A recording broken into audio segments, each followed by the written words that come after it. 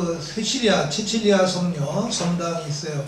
치칠리아 성녀는 이제 돌아가시고 나니까 손가락을 이렇게 셋하고 왼손 오른쪽에 손 하나 이렇게 삼위일체를 고백했다는, 그 당시가 아리아니즘이라고 그 이제 삼위일체와 다른 교리를 주장했던 그 이단이랄까 뭐 이런 게 많았었는데, 돌아가시면서도 신앙을 고백했다 뭐 그런 의미로서 이제 성녀 무덤 발견했을 때 그렇게 되었다는 그런 전설도 있고, 하여간 뭐 성묘전이니까 이제 그런 내용도 있습니다. 그럼 8시 돼서 지금 미사 끝났나요? 예. 그럼 다 오셨죠? 미사 끝나고 성부와 성자와 성령의 이름으로 아멘. 네, 1월입니다.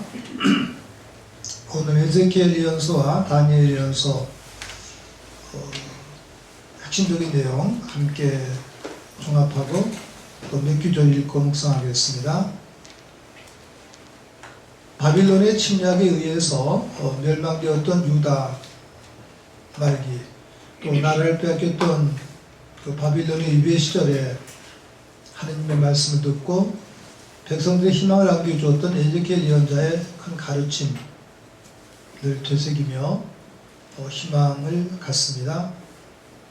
환시를 통해 많은 가르침을 주었던 에제키엘 예언자, 파란만장한 삶의 가치를 주었고 새로운 시대를 예고했던 예언자이기도 합니다.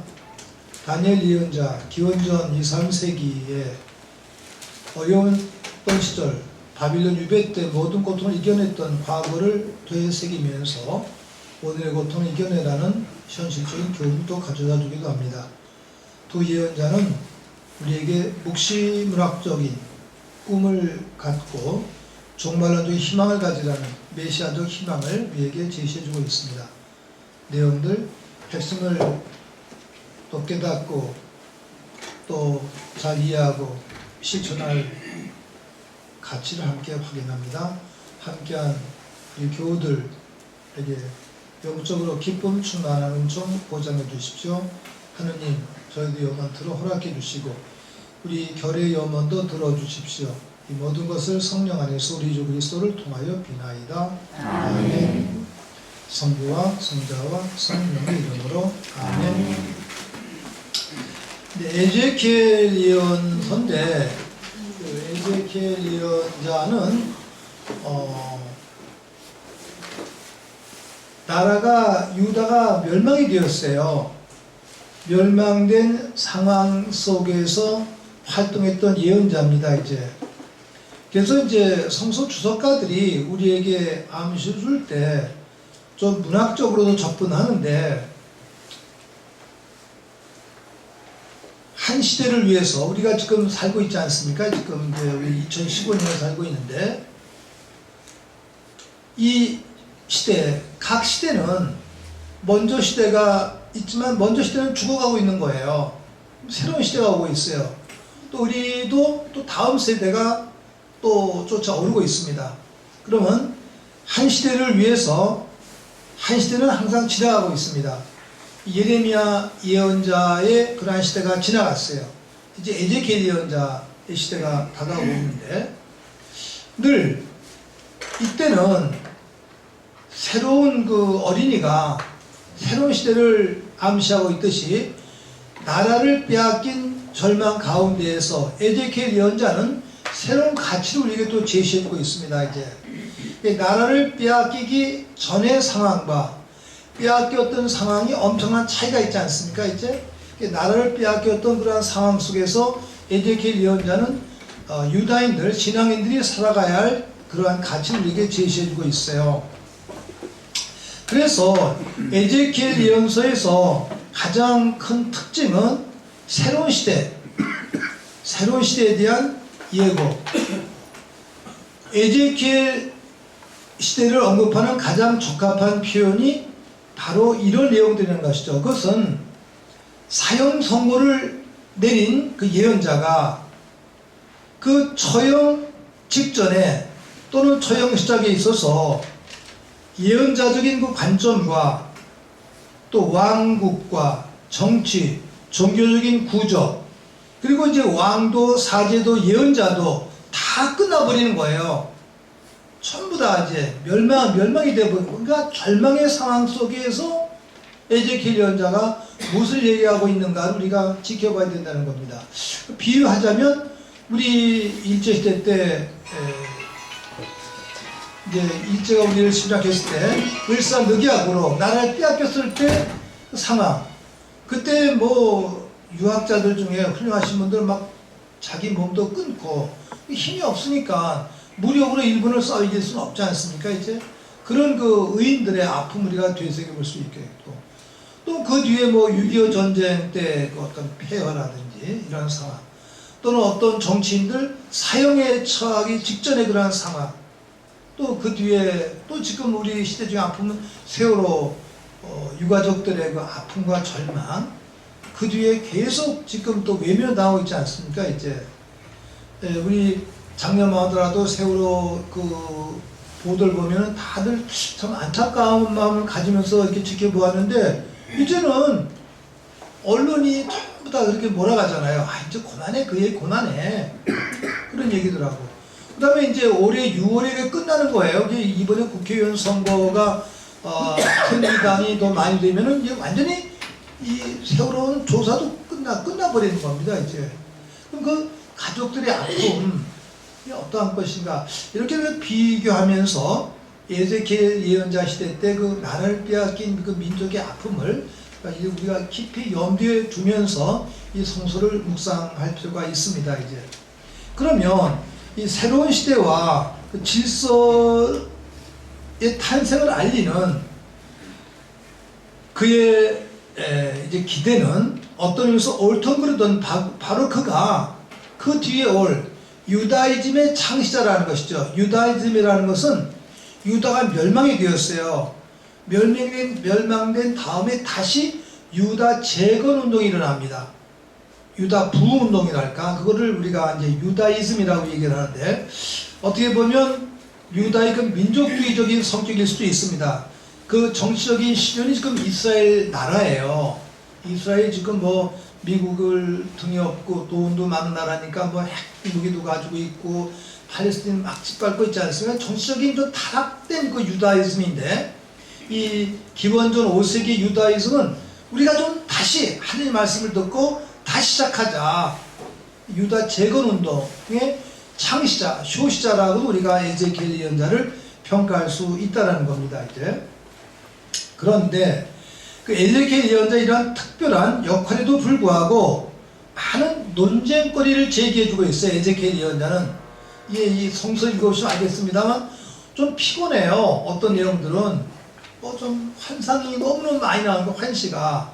또 중간 부분에 비유를 얘기할 때 하느님과 이스라엘 백성과의 관계를 남녀, 애인과의 관계, 부부의 사랑과의 관계인데 아주 정말 변절자, 배신자, 배반한 사람들을 예로 들어서 얘기하고 있기 때문에 정신분석학적으로 에제키엘 예언자는 조금 이해하기 힘든 분이 아니냐, 또 이렇게 얘기하는 분들도 계시다는 겁니다, 이제. 그래서 이 예언자의 이 성서를 언제 쓰셨는지, 또 쓴 장소가 이분이 바빌론에 끌려가셨다고 얘기했어요. 그런데 어떤 때는 또 예루살렘에서 활동하고 계시는 거예요. 두 군데서 막 왔다 갔다 활동하시는 거예요. 이게 어떻게 가능한가, 뭐 이런 내용들. 또 그가 살던 역사적인 현장, 또 그가 소명을 실천했던 그러한 직무, 예언자로 기록이 되어 있습니다만, 그럼에도 불구하고 그분은 예언자이면서 동시에 사제예요. 그리고 시인입니다. 그리고 영적 신비가예요. 환상가예요. 여러 가지 특징을 가지고 아주 복합적인 그러한 그 능력의 인물이라는 것을 우리가 염두에 둘 필요가 있다는 것이죠. 그러면 도대체 이 에제키엘 예언자는 어떤 분이냐? 또 누가 그 에제키엘 예언서의 독자냐? 어떤 사람을 대상으로 이 예언자가 이 성서를 쓰셨느냐? 또 어디에서, 바빌론이냐 예루살렘이냐, 어디에서 이 성서를 집필했느냐, 이런 문제들이 제기되고 있는데, 그렇다면 이 성서에서 나타나는 에제키엘 예언서의 영적 가치 또는 권위는 무엇이겠는가? 실제로 나라를 빼앗겼던 기원전 6세기에 이 성서가 다 집필되었는가, 아니면 그 후대에서 몇 분들이 더 보완시켜 주었는가 하는 여러 가지 내용들을 학자들이 연구하고 있습니다. 이제 어쨌든지 보통은 역사적인 배경은 예레미야 예언자와 동시대이면서 조금 더 후대 인물입니다. 예레미야 예언자가 같이 살면서 예레미야 예언자가 돌아가신 다음에 그 뒤에 유다의 멸망을 지켜보면서 바빌론에 끌려가서 그 아픔을 목격했던 그러한 분이 에zekiel 예언자라는 측면, 가장 아픈 쓰라린 시대를 살았던 그러한 분입니다. 이제 그런데 에zekiel 예언자가 어떤 것을 구사하고 있었을까? 에zekiel 예언자는 구약성서 전체에 있어서 아주 독특한 인물로 평가되고 있습니다. 이런 분이 과연 정말 존재할 수 있을까? 이렇게 이제 생각될 정도라는 거죠. 그분의 그 독특한 성품과 경량과 행동 때문에 하느님과의 상통 관계에 있어서는 어떻게 우리가 가야 되는가? 우리한테 큰 자극을 또 주고 계시는 거예요. 구약 성서에서는 그 어떤 예언자도 에제키엘 예언자처럼 그의 독특한 성품과 또 저서와 이런 게 나온 분이 안 계세요.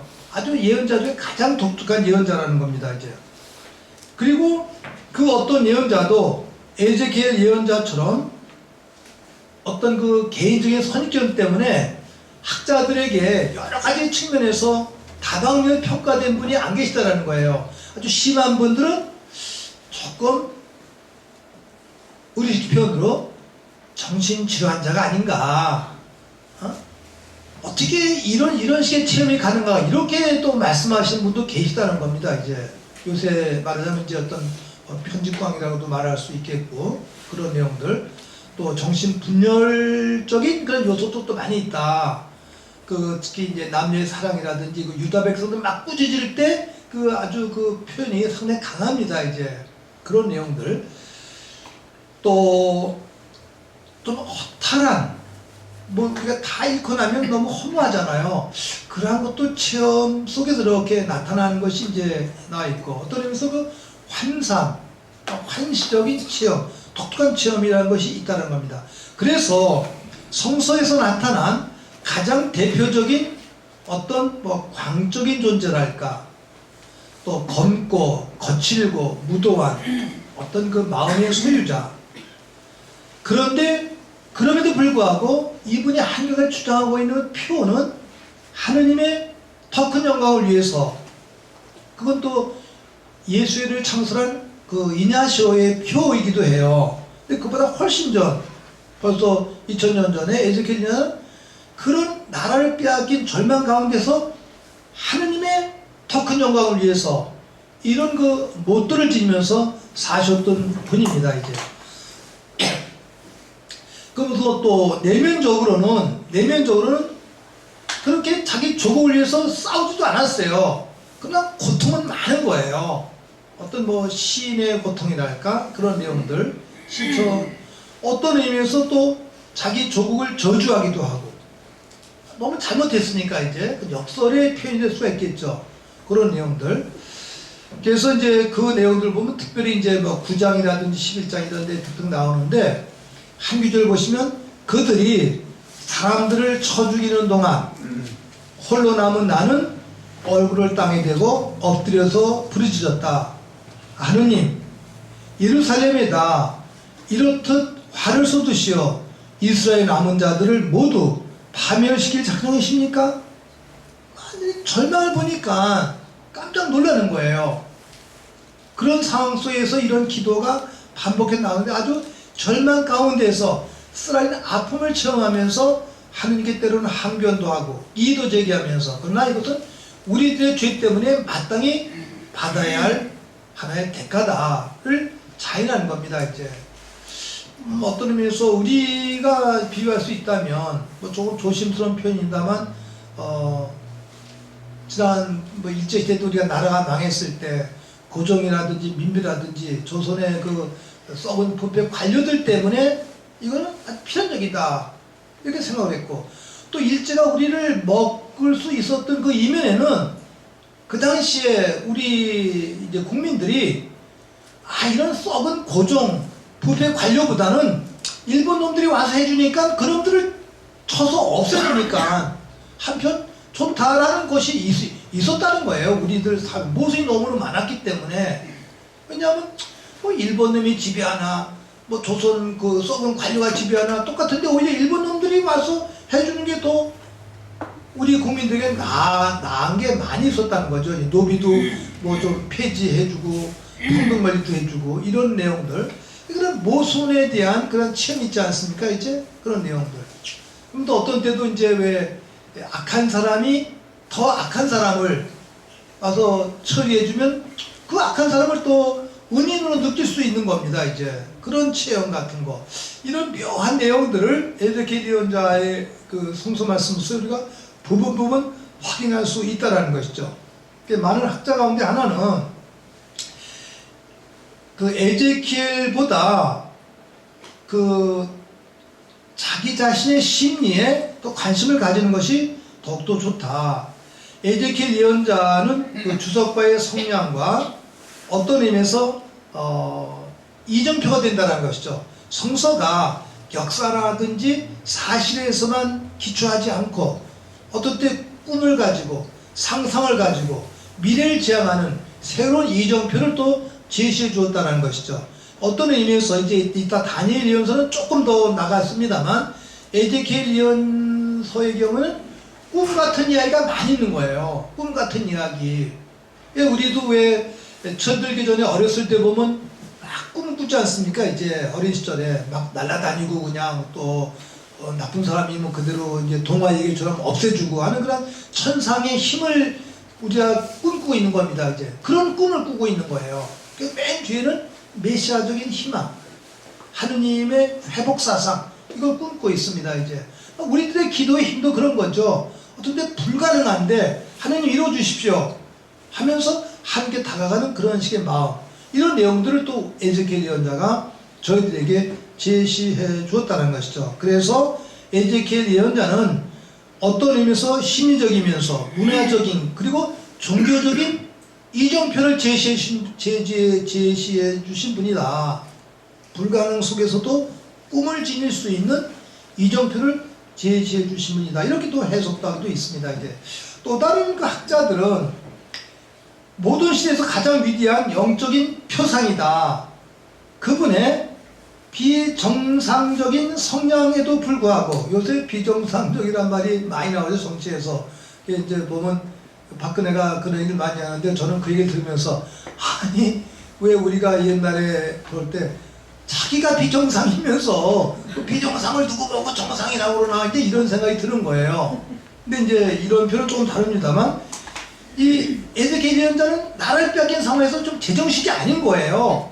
그런 비정상적인 성향임에도 불구하고 히브리 예언자의 어떤 천재적인 특성을 지니면서 정상적인 걸 넘어서는 비정상적인 상황에서 정상을 찾아가는 새로운 길을 우리에게 제시해주고 있다. 모순을 통한 어떤 독특한 체험의 가능성을 우리에게 보여주고 있다는 것이죠.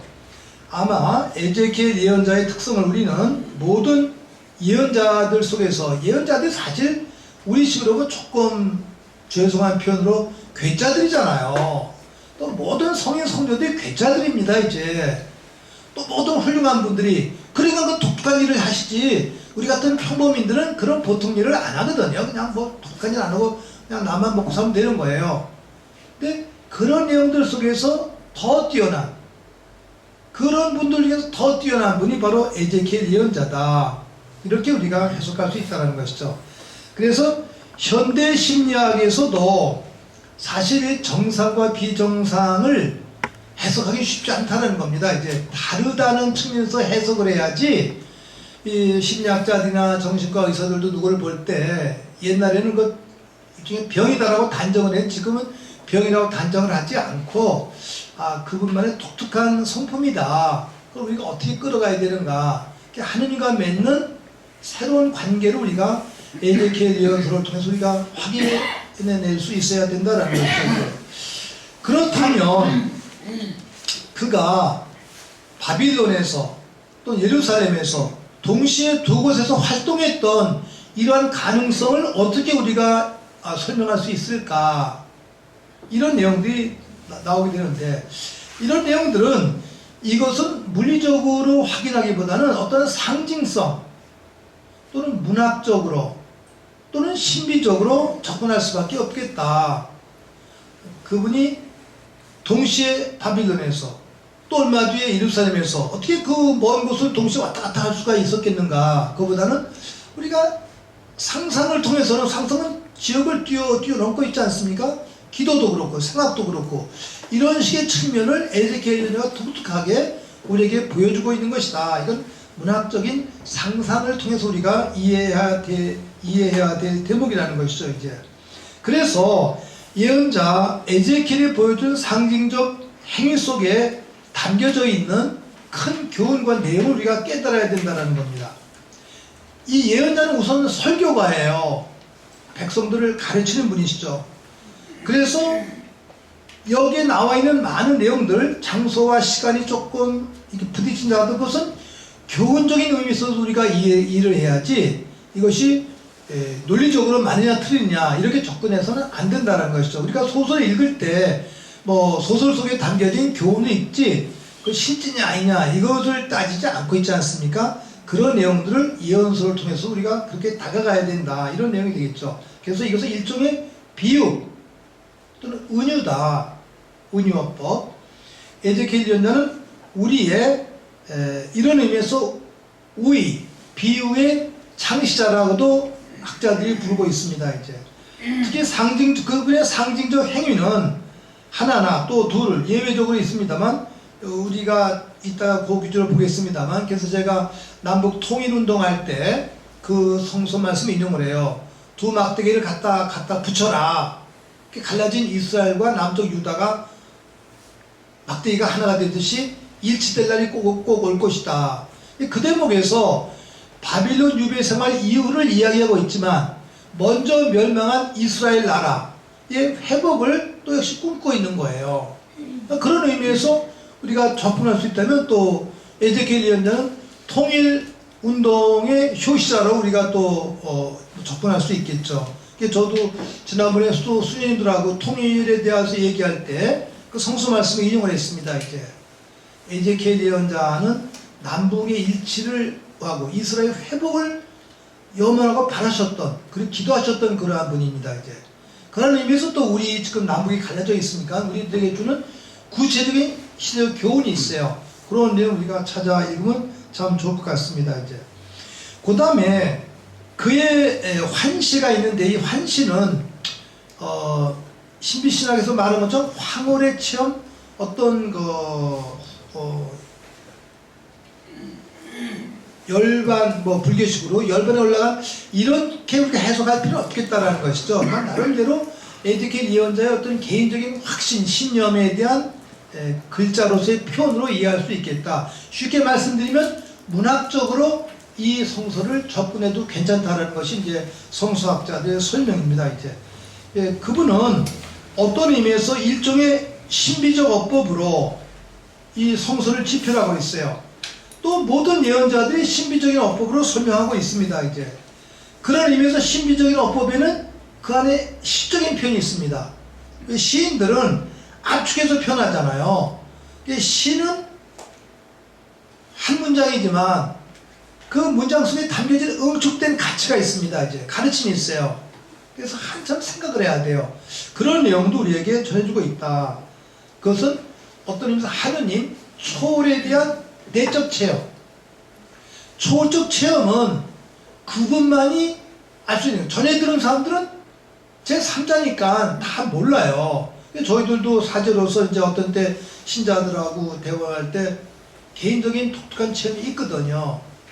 그럼 우리 가톨릭의 원칙은 그렇습니다. 사제들이 어떤 신자들이나 다른 분의 영적 체험을 들으면 일단은 그거를 조금 제동을 걸어줘요.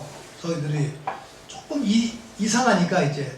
이 제동을 계속 걸매도 불구하고 그것이 지속이 되면은 아 뭔가 있구나. 그래서 이제 다시 좀 조사도 하고 뭐 특히 이제 성인 품에 오를 때 모든 과정은 그런 거에서 의사도 또 개입하고 과학자도 개입하고 이러면서 이제 그 확인하면서 이제 기적의 어떤 선포를 하게 되는데 저는 개인적으로 뭐 기적을 그렇게 높이 평가하지는 않습니다. 이제 저 개인적인 생각이에요. 저는 또 가톨릭 교회에서 지금 하고 있는 그 시성식이나 시복식도 어렸을 때는 제가 높이 평가를 했는데 지금은 뭐 그것도 다 교회의 정치적인 행업이구나. 순교자는 순교 자체가 성인이에요. 뭘 다시 뭐 시복시킬 필요가 뭐가 있어요. 그건 우리 공동체에서 신자들을 이끌기 위한 하나의 방법이거든요. 이제 그런 내용들. 얼마 전에도 이제 외부에서 그 우리 신자 아니신 분이 신호투 신부님, 메리노르웨 신부님에 대한 책을 쓰셨어요. 그러면서 그분이 신자가 아닌데도 아, 이런 분은 시성이 돼야 됩니다. 그래요. 그래서 제가 아, 당신은 신자도 아닌데 뭘 시성이라는 얘기를 하냐. 훌륭한 평가를 하면 되는 거지. 그래도 이제 또 가톨릭에서 성인이라면 높이 평가받는 게 있으니까 그런 식의 내용들을 또 외부인들이 이제 그 영향을 받는 것이죠. 이제 저는 개인적으로 이 모든 공동체 신자들을 위해서는 그런 시복 절차나 시성 절차가 필요하긴 합니다만 우리가 어려서 신학교 때 배운 내용은 하늘나라에 가면 이제 지금 알려줬던 이런 성인들보다 훨씬 더 값어치는 분들이 더 많이 계시다는 거예요.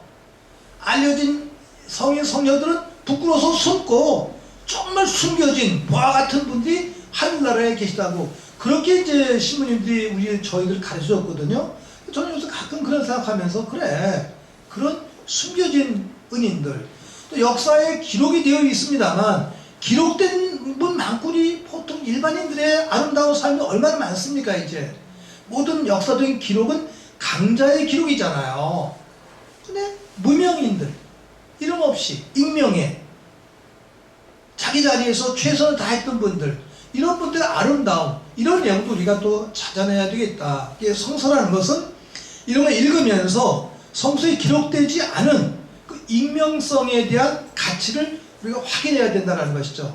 그래서 예언자들의 이러한 그 환시나 영적 체험이라는 것은 바로 우리 감지할 수 없는 그것에까지 우리가 도달해야 된다. 이걸 우리에게 암시해주고 있다는 겁니다. 이제 그런 내적인 긍지를 우리가 함께 지내야 된다는 거죠.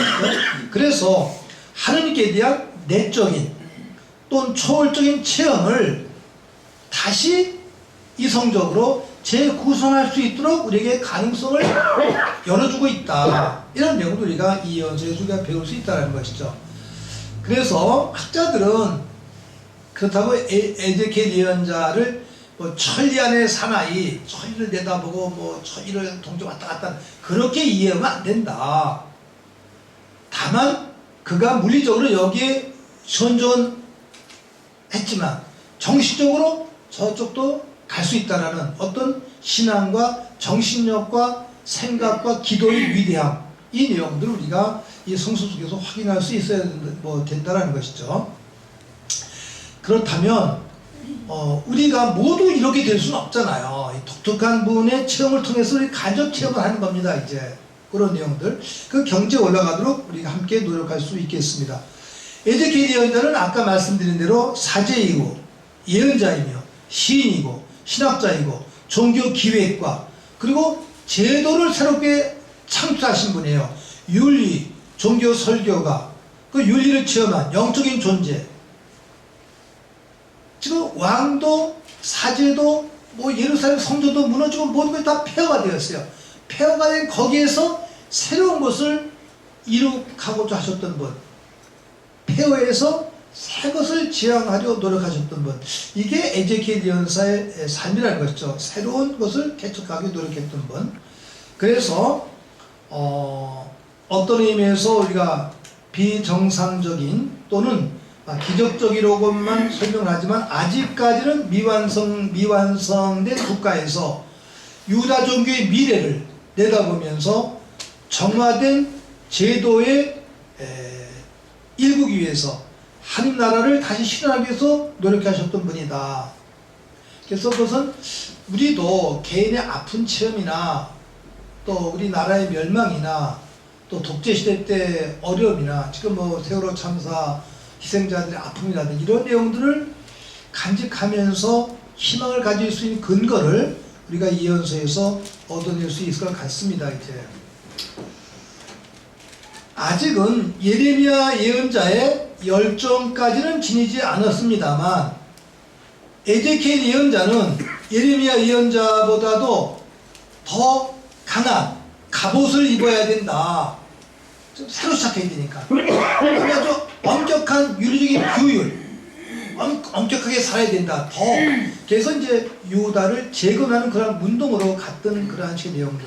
그래서 아주 강한 가르침이 있습니다. 이제. 그러면 이 저자들은 누구냐? 여러 가지 이제 의견이 있는데 청중에 대해서는 학자들 간에 여러 가지 의견이 많습니다. 이제 우선 전통적으로는 597년과 587년에 바빌론이 유다를 침입하면서 망했어요. 그러니까 그 당대에 유다에 남아있던 분들, 또 유배 중에 끌려갔던 포로들에게 희망을 주기 위해서 이 성서가 집필되었다. 이거 작게 해석하는 것이죠, 이제. 그러나 더 크게는 어떤 의미에서 먼저 망했던 이스라엘, 북부 이스라엘 사람들에게도 희망을 주고 또 후대 이건 3세기까지 이제 이 작품이 내려온다라는 거예요. 그러면 페르시아 이후에 아주 심한 박해 시대 때 절망에 빠져있던 분들에게 희망을 안겨주는 그러한 의미의 책을 훨씬 더 독자층이 넓어진다. 또 이렇게 해석하시는 분도 계시고, 그러나 대부분 학자들은 전통적인 해석을 따라서 유다가 멸망되었던 597년과 587년 사이에 그 당시에 당사자들과 특히 바빌론의 포로를 끌려갔던 그분들에게 1차적으로 희망을 주기 위한 그러한 메시지였으리라 이렇게 생각을 합니다. 이제 어쨌든지 우리는 에제키엘 예언자의 두 가지 책무가 있어요. 그는 바빌론의 포로로 끌려간 사람들이 좌절하지 않고 희망을 갖고 고향 땅으로 돌아올 수 있도록 이끌어주는 그러한 가르침의 하나, 포로들에게 주는 메시지. 우리 같은 경우는 일본에 끌려갔던 재동포들에게도 희망을 주는 그러한 식의 메시지가 하나, 그리고 본국에 남아있는, 예루살렘에 남아있는 자들이 실망하고 좌절하지 않고 다시 재생의 기회를 얻어낼 수 있도록 노력해야 된다. 이 두 가지 책무를 동시에 수행했던 예언자라고 평가하고 있습니다. 이제 팔레스타인에 상주했던 사람들도 역시 뭐 나라가 없어지니까 이방인들과 같이 결혼도 하고 또 이방인 풍습에 빠지기도 하고 이제 절망이다라고 자포자기하고 있는데 그들에게도 희망을 주고, 더군다나 포로로 끌려간 사람들은 조금 더 재산가들, 권력가들 또 유능한 분들이거든요. 그 당대 지도자들이에요. 그 지도자들이 포기하면 안 되니까 또 그들에게 이제 채찍도 주고 격려도 주는 그러한 두 가지 메시지가 동시에 담겨져 있다. 이렇게 얘기를 하고 있습니다. 이제 가장 중요한 메시지는 아까 말씀드린 대로 하느님 중심, 하느님의 영광, 하느님의 초월성, 하느님의 성성, 거룩함. 그것은 멸망과 좌절 가운데도 항상 지켜야 할 그런 가치다. 그리고 다시 재건해야 된다. 재건해야 된다는 이 재건과 다시 시작하는 이 대목이 회복과 구원이 에제키엘 예언자의 중요한 내용이 될 수가 있습니다. 그래서 1장부터 24장까지는 주로 하느님 말씀을 우리에게 전해주고 있고, 신탁이라고 그러죠. 하느님 말씀을 전반부는 전해주고 있고, 24장, 25장부터 끝 부분까지는 회복에 대한 내용들, 다시 재건되고 있다. 그런 내용도 우리가 이렇게 볼 수가 있습니다. 그래서 1장에는 이제 주로 하느님의 모습을 보는데 동물에 대한 내용들이 나와요. 뭐 독수리 모습, 황소 모습. 우리가 보면 조금 이게 뭔가, 그런데 그 당시에 바빌론 그 당시에 동방의 어떤 그 신관에 대한 독특한 표현이기 때문에 하느님을 이렇게밖에 표현할 수 없는 거예요. 그런 내용들 1장부터 40장까지 우리가 볼 수가 있겠습니다. 몇 가지 그런 내용들을 염두에 두시면서 몇 가지 예범적인 말씀만 읽어볼 수 있어요. 또 가장 핵심적인 내용은 이런 겁니다. 유다인들은 항상 공동체를 강조했어요. 여기 이제 특히 우리 남자분들 계시면 군대 생활 하셨을 때 연대 기합이라는 게 있잖아요. 한 사람이 잘못하면 모두가 기합을 받습니다. 한 사람이 잘못하면 모두가 기합받는 거예요. 그게 이제 아담과 하와의 잘못으로서 우리 인류가 모두 다 죄의 영향을 받게 되었다. 연대성 때문에 그렇게 된 겁니다. 그러나 혹시 모세 시대 때 그렇게 백성들이 벌을 받게 되었지만 모세가 한군하면 모세를 보셔서 하나님 용서해 주시는 거예요. 또 한 사람 때문에 모든 사람들이 벌 받게 되게 용서받을 수 있다. 연대사가 거기에서 예수님의 십자가의 죽음의 구원의 의미가 확언됩니다. 이제 아담 때문에 모두가 벌 받게 되었지만 예수님의 희생으로 모두가 구원받게 되었다. 이게 구원의 연결이 되는데 에제키엘 예언자 시대에 와서 나라를 빼앗기고 나니까 실망이 뭐가 왔냐면 아니 하느님 항상 연대적인 벌을 주시는데 나 혼자 잘해봤다 했잖아. 무슨 소용이 있느냐. 저 사람이 잘못하면은 어차피 내가 벌을 받게 되는데 그래서 연대가 깨지는 거예요. 나 혼자 하면 뭐래. 남이 도둑질하면 나도 같이 도둑질하고 남이 절망하면 나도 같이 절망하고 뭐 이래버려야지. 나 혼자 하면 뭐래. 이렇게 자포자기에 빠지는 거예요. 그래서 에제키엘은 인격성, 개체성을 강조합니다. 아니다. 이제부터는 아버지가 잘못했으면 아버지가 책임을 지고 자식이 잘못하면 자식이 책임을 진다. 이제 다시 옛날처럼 연대적인 것을 묻지 않겠다. 그래서 그 아주 퍼스널리티, 개체성을 강조합니다. 이제 이 에제키엘 예언서는 이제는 각자 책임. 아버지가 잘하면 아버지가 칭찬받고, 아버지가 잘못했으면 아버지가 벌받고, 자식이 잘못했으면 자식이 벌받고, 자식이 잘했으면 자식이 칭찬받는다. 그게 개체적인 그 책임감을 무척 강조합니다. 그게 에제키엘 예언자의 특성이에요. 그런 내용들. 그래서 우리가 가끔 이제 주일미사 때 독서에서 그런 성경은 뽑아서 읽습니다. 이제 그런 내용들. 이따 몇 가지만 제가 소개해 드릴게요. 그러면 이제 첫 번째 에제키엘 예언서 환시니까 좀 맛을 보기 위해서 1장부터 우선 14절까지만 읽어볼게요. 1장 1절부터 14절. 그러면 이제 하느님 주님 발현에 대한 모습인데 하느님을 직접 우리가 뵐 수 없으니까 이런 신기한 표현들밖에 표현할 수 없는 겁니다. 이제 읽어보겠습니다. 제30년 넷째 달 초 닷새 날이었다. 나는 유배자들과 함께 크바르 강가에 있었다. 그때 하늘이 열리면서 나는 하느님께서 보여주시는 환시를 보았다. 그달 초 닷새 날 곧 여호야킨 임금의 유배 제5년에 주님의 말씀이 할대아인들의 땅 크바르 강가에 있는 부주의 아들 에제키엘 사제에게 내리고 주님의 손이 그곳에서 그에게 내리셨다. 네, 여기 지금 배경인데 크바르 강가는 바빌론에 있는 강이에요. 유배에서 포로의 신사가 얼마나 어렵습니까? 그때 하느님께서 환시를 주신 거예요. 그리고 그 체험을 기록했다는 건 첫 번째 도입 부분입니다. 주님의 발현. 그때 내가 바라보니 북쪽에서 폭풍이 불어오면서 광채로 둘러싸인 큰 구름과 번쩍거리는 불이 밀려드는데 그 광채 한가운데에는 불 속에서 빛나는 금붙이 같은 것이 보였다. 또 그 한가운데에서 내 생물의 형상이 나타나는데 그들의 모습은 이러하였다. 그들은 사람의 형상과 같았다. 저마다 얼굴이 넷이고 날개도 저마다 넷이었다. 다리는 곧고 발바닥은 송아지 발바닥 같았는데 광낸 구리처럼 반짝거렸다. 그들의 날개 밑에는 사방으로 사람 손이 보였고 내 생물이 다 얼굴과 날개가 따로 있었다. 그들의 날개는 서로 다 있으면서 나아갈 때에는 몸을 돌리지 않고 저마다 곧장 앞으로 갔다. 그들의 얼굴 형상은 사람의 얼굴인데 넷이 저마다 오른쪽은 사자의 얼굴이고 왼쪽은 황소의 얼굴이었으며 독수리의 얼굴도 있었다. 이것이 그들의 얼굴이었다. 그들의 날개는 위로 펼쳐진 채 저마다 두 날개는 서로 닿고 다른 두 날개는 몸을 가리고 있었다.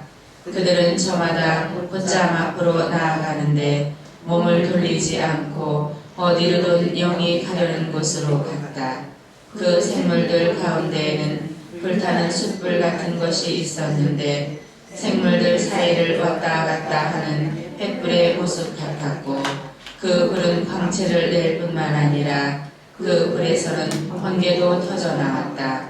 그리고 생물들은 번개가 치는 모습처럼 나왔다 들어갔다 하였다. 여기까지만 읽죠. 그 뒤에 계속 읽어보세요. 이거 이렇게 읽다 보면 머리가 이렇게 막 어지러워요, 그냥. 그래서 미술가들은 이런 성경 읽으면서 막 화폭에다 이거 그립니다, 이제. 중세 미술가들은 그랬어요. 그래서 집에 가셔서 조금 이렇게 피곤하실 때 집중이 안 되시면 이걸 가면 백지를 놓고서 그려보세요. 내 동물도 그려보고 사람 얼굴, 사자 얼굴, 독수리 얼굴 이렇게 그려보면은 그릴 때마다 달라지는 거예요, 이제. 그러면서 그게 잘 되면 이제 중세 그 화가들, 화가 작가가 되는 겁니다, 이제. 그래서 미켈란젤로라든지 중세 화가들은 이런 성서 속에서 이걸 읽으면서 또 암시를 받아가지고 성화를 그리는 거예요. 그런 내용들, 하느님 모습을. 요새 또 이제 그 미술가들 말씀을 들어보면 하느님을 본 분이 안 계시잖아요. 그래도 어떻게 하느님 모습을 표현돼야 되는데 하느님 모습은 결국 자기 모습을 그리는 거래요. 근데 그것도 큰 탈이 없는 게 사람은 하느님 모습대로 창조되었다 그렇게 되어 있잖아요. 우리 모습 안에 하느님 모습이 있습니다, 이제. 사람을 잘 보면 하느님이 보인다는 거예요. 잘 봐야 돼요. 우리가 잘 안 봐, 사람들을. 잘 보면 하느님이 보인다는 거예요. 그런데 모든 그 미술 작가들, 여러분들도 이제 가끔 해서 들어보시면 알잖아요. 작품을 보면 그 작가가 사랑하는 분, 자기의 모습이든지 자기의 부인이든지 자녀든지 그런 모습들이 성물에 투영되어 있다는 겁니다, 이렇게. 우리가 꾸며낼 수가 없잖아요. 결국 나의 표출. 그래서 그 작가들은요, 미술 전시회 하고 막 그럴 때 두려워해요. 자기의 솔직한 모습을 보여준다는 거예요. 이렇게. 그래서 그 작가들은 그 작품을 보면 그 사람의 품성을 안다고 그래요. 그러니 얼마나 두렵습니까? 그래서 전시한다는 게 정말 두려운 건데, 우리 한국의 문화계, 음악계나 미술계는 다 썩어가지고 다 뒷거래 돈으로 하는 거예요, 돈으로. 그러니 거기서 작품이 나올 수가 있습니까? 이제 그런 내용들. 그래서 유명한 한국 예술종합학교, 거기에도 많은 분들이 있지만 그 학병들 말 들어보면 한국 예술계는, 음악계도 썩었는데 우리뿐이 아니래요. 유럽도 썩었는데 조금 우리보다 덜 썩고 우리는 완전히 썩고, 그런 차이라고 그럽니다, 이제. 어쨌든지 훌륭한 미술가 되시려면 이런 내용들, 하나님 모습을 자꾸만 여기 나온 대로 그려보면 돼요, 이제. 그러면 나도 모르게 하느님 모습이 나타나는데 그 모습은 아마 나의 모습, 우리 가족들의 모습일 거라고 그렇게 해석을 합니다, 이제. 첫 번째는 그런 에zekiel 예언자의 어떤 하느님께 대한 신비적 체험, 이런 내용들 우리가 읽으면 되겠고, 그 다음에 이제 2장 보시면 에zekiel이 소명을 받다 이렇게 되어 있습니다. 또 모든 예언자들이 하느님께로부터 불림받고 소명받아야 되잖아요. 그런 의미에서 소명받는데요. 또 2장 16절은 예언자와 파수꾼이라는 그러한 내용들.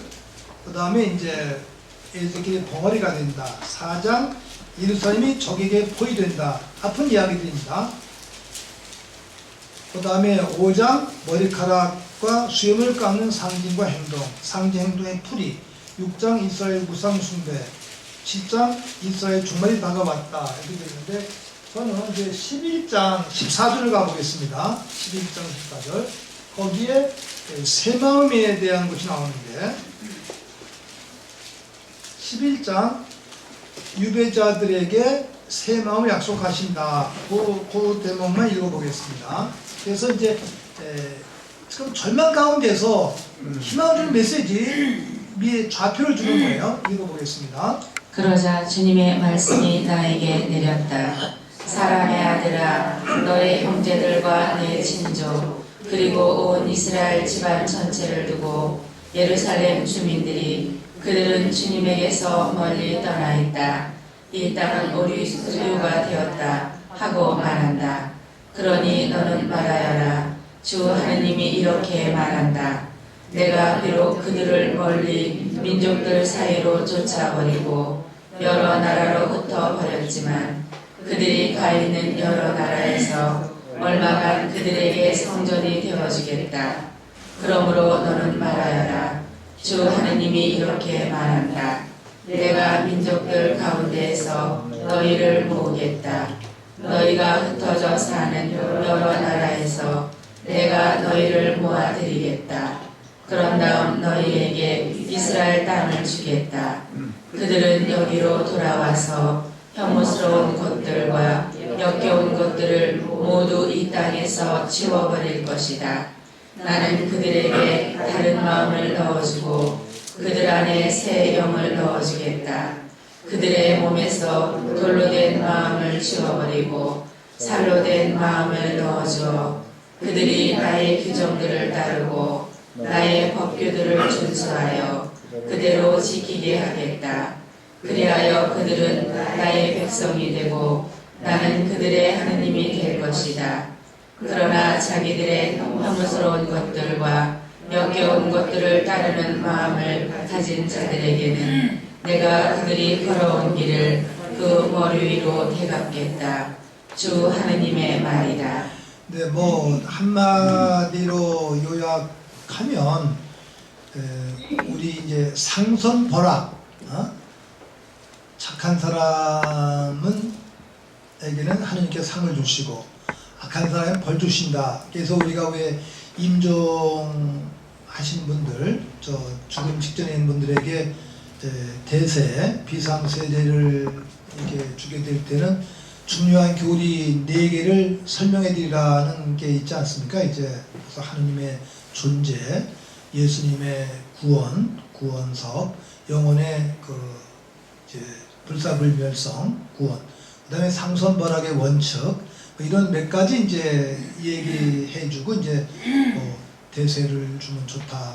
어떤 때는 뭐 의식 잃으신 분한테 뭐 그래서 설명할 수도 없겠지만 대체로 이제 그런 핵심적인 교리가 있는데 이 부분의 핵심은 아마 그 주임사 때 들으셨을 거예요. 19절하고 20절 이 부분이 이제 에제키엘 예언자에서 우리가 뽑는 핵심 구절이기도 합니다. 이제 새 마음, 하느님께서 이미 구약 시대 때인데도 율법을 넘어서서 아주 살로 된 새 마음을 우리에게 새 영을 불어넣어 주신다. 그런 내용인데 그 19절과 20절만 다시 한번 읽어보겠습니다.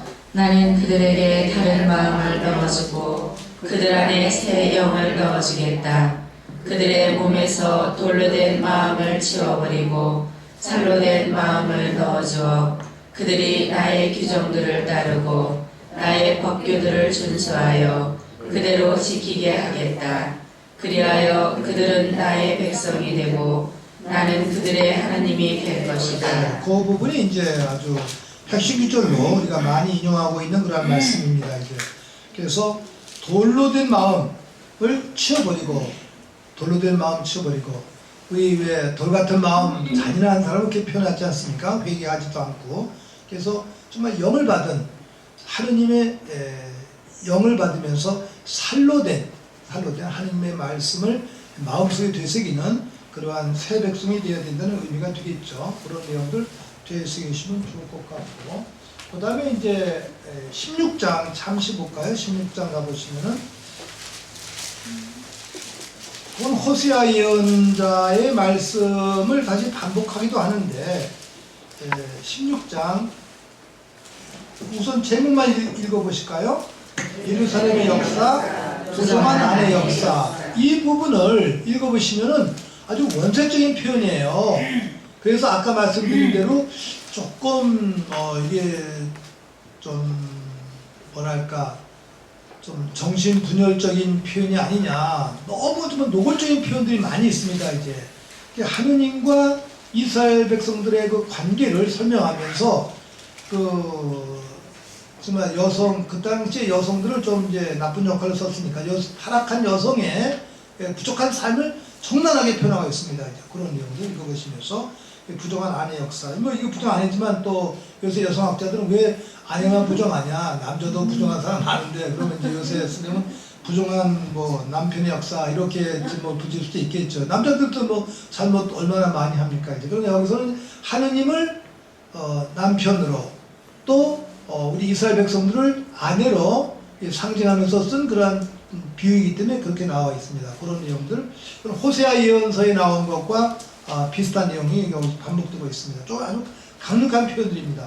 좀 집에 가셔서 읽어보시면 좋고, 중간에 막 탕녀야 뭐 이러면서 막 나오는 내용들이 많습니다. 그 다음에 이제 18장 가시면 아까 말씀드린 개인적인 체험이 나옵니다. 개인적인 책임. 18장.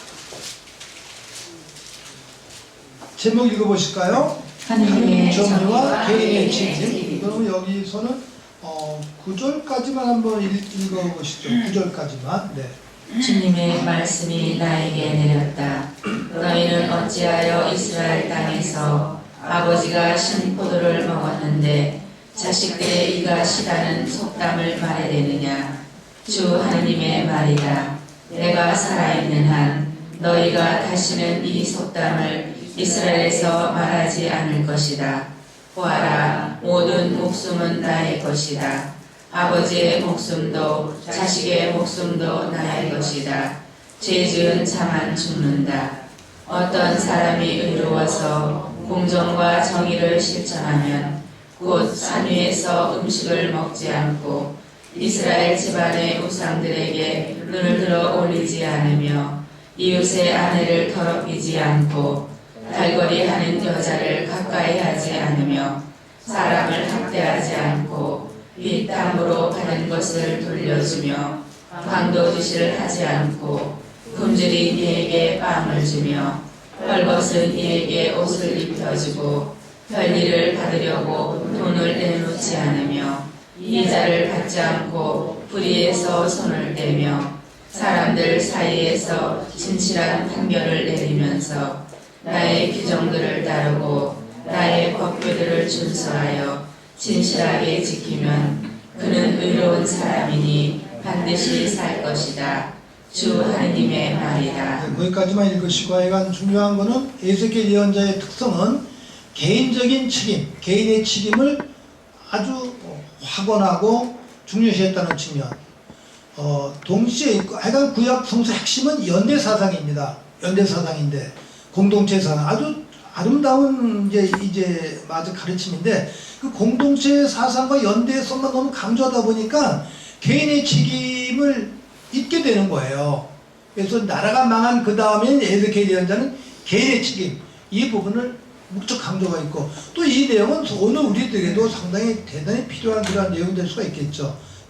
개인의 책임성과 연대적 가치, 이 둘을 우리가 항상 염두에 둬야 되겠습니다. 이제 그래서 교회, 우리 가톨릭 그 사회 원리에서 두 가지 원리가 있습니다. 하나는 연대성의 원리라는 게 있어요.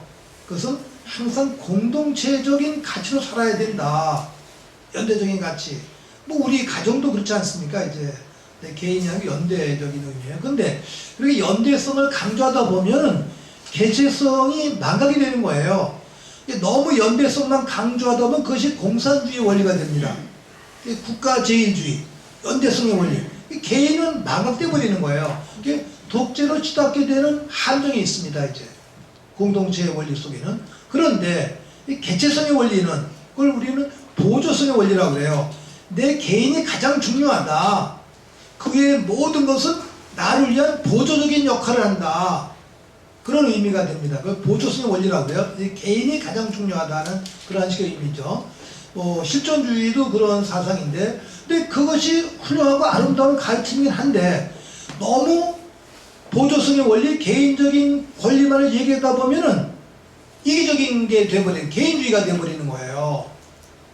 뭐 예를 들면 미국이 그러한 식의 의미가 되겠죠. 자본주의를 기초해서 개인의 책임이 강하니까 미국은 아주 제일 좋은 나라라고 얘기합니다만 잔인해요. 거기는 의료보험도 비싸고 돈 없으면 그냥 죽고, 굶어 죽는 사람이 몇천만 명이에요. 미국에서 2억 인구에서 굶어 죽는 사람이 3, 4천만 명입니다. 믿어지지 않는 내용이에요. 그게 자본주의의 잔인성이라는 것이죠. 이제 그런 내용을 우리가 염두에 두면서 우리 가톨릭은 이 보조성의 원리와 공동체 연대성의 원리를 잘 이렇게 연계시켜야 된다. 성서도 그런 내용입니다. 이제 근데 이제 에스겔 예언자가 개인의 책임을 강조한 것은 너무 연대에서만 강조하다 보니까 개인들이 자기 책무를 망각해버린 거예요. 나라가 망한 다음에는 개체적인 책임이랄까 이걸 무척 강조하고 있다는 측면. 두 가지를 우리가 같이 강조해야 돼. 너무 한쪽에 치달으면 안 되겠죠. 이제 같이 우리가 연계하고 같이 볼 수 있는 눈이 필요한 것 같습니다. 이제 그런 내용도 보고 중간에 많은 내용들이 있는데 뭐 다 볼 수 없고 다만 이 34장 그건 저희들이 이제 우리 정치 지도자들과 종교 지도자들이 반성해야 될 내용이고 그것도 주임이사 때 여러 번 만났던 내용입니다. 이제 34장 이스라엘 목자들 뭐 지금 우리 정치인들에게도 1차적으로 해당이 돼요. 종교인들도 그렇고 거기서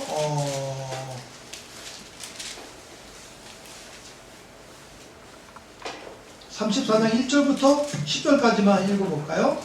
주님의 말씀이 나에게 내렸다. 사람의 아들아, 이스라엘의 목자들을 거슬러 예언하여라. 예언하여라. 그 목자들에게 말하여라. 주 하느님이 이렇게 말한다. 불행하여라. 자기들만 먹는 이스라엘의 목자들, 양떼를 먹이는 것이 목자가 아니냐. 그런데 너희는 젖을 짜 먹고 양털로 옷을 해 입으며 살찐 놈을 잡아먹으면서 양떼를 먹이지 않는다. 너희는 약한 양들에게 온기를 북돋아 주지 않고 아픈 양을 고쳐주지 않았으며 부러진 양을 싸매주지 않고 흩어진 양을 도로 데려오지도 잃어버린 양을 찾아오지도 않았다. 오히려 그들을 폭력과 강압으로 다스렸다. 그들은 목자가 없어서 흩어져야 했다. 흩어진 채 온갖 들짐승의 먹이가 되었다. 산마다 높은 언덕마다 내 양떼가 길을 잃고 헤매었다. 내 양떼가 온 세상에 흩어졌는데 찾아오는 자도 없고 찾아오는 자도 없다. 그러므로 목자들아 주님의 말을 들어라. 내 생명을 걸고 말한다. 주 하느님의 말이다. 나의 양떼는 목자가 없어서 약탈당하고 나의 양떼는 온갖 들짐승의 먹이가 되었는데 나의 목자들은 내 양떼를 찾아보지도 않았다. 목자들은 내 양떼를 먹이지 않고 자기들만 먹은 것이다. 그러니 목자들아 주님의 말을 들어라. 주 하느님이 이렇게 말한다. 나 이제 그 목자들을 대적하겠다. 그들에게 내 양떼를 내놓으라 요구하고 더 이상 내 양떼를 먹이지 못하게 하리니 다시는 그 목자들이 양떼를 자기들의 먹이로 삼지 못할 것이다. 나는 내 양떼를 그들의 입에서 구해내어 다시는 그들의 먹이가 되지 않게 하겠다. 네, 이 당시는 이제 신정 체제였으니까 여기서 목자라는 것은 꼭 뭐 사제들만을 얘기하는 것이 아니라 사제들도 포함을 해서 정치인들, 정치 지도자들, 그 당시에 뭐 하여간 지도층에 있는 모든 학자들이라든지 이런 분들을 하고 우리 시대를 비유할 수 있다면 우리 종교인들 물론이고 정치인들 또 뭐 관료들, 국회의원들, 정치인들 그 사회를 이끌고 있는 분들을 다 이 목자라는 범주를 우리가 얘기할 수 있겠죠.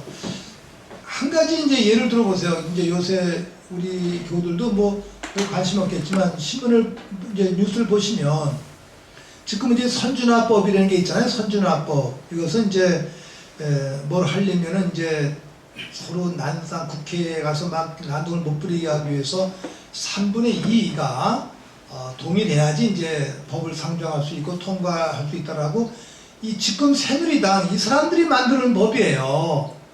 그 대신 이제 예산 같은 거 이제 반대 못하게 뭐 시간만 되면 저절로 그냥 자동 상정하게 해놨어요. 그러니까 또 야당의 힘도 빠져버린 거예요. 예산을 뭐 제때 이게 걸리지 못하고 시간 되면 무조건 12월 2일 날 자동 상정하게 돼 있으니까 어떤 의미에서는 또 그게 여당에게도 유리하기도 하고 그런 상황인데 이게 지금 법이 만들어 안 되니까 이 선준화법을 무효시키려고 그러는 거예요.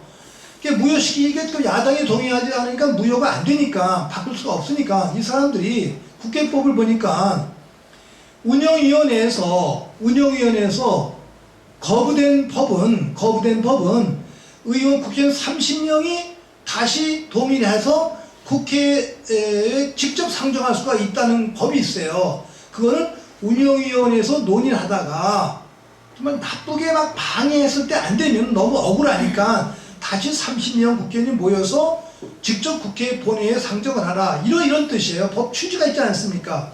근데 이거를 하나당 지들끼리만 모여서 야당이 통보도 안 하고 모여서 부결시킨 거예요. 지네들이 일부러 부결시키고 30명이 해서 본회의에 올린다는 거예요. 이게 국회의장이 아무리 같은 당이지만 이거 너무 말이 안 되니까 그건 할 수 없다. 막 국회의장은 욕을 하는 거예요. 그래서 도둑놈들끼리 또 싸움을 하는 거예요. 지들끼리. 보면서 이건 사실 있을 수가 없는 거거든요. 법의 취지가 있으면 원래가. 그럼 이 언론이 이런 걸 얘기해야 돼요. 이건 있을 수 없는 일이다. 또 가만히 있는 거예요. 그래서 지금 우리가 이거 신종 쿠데타, 또 우리가 바이러스에 걸려서 다 마비가 되어 있는 거예요.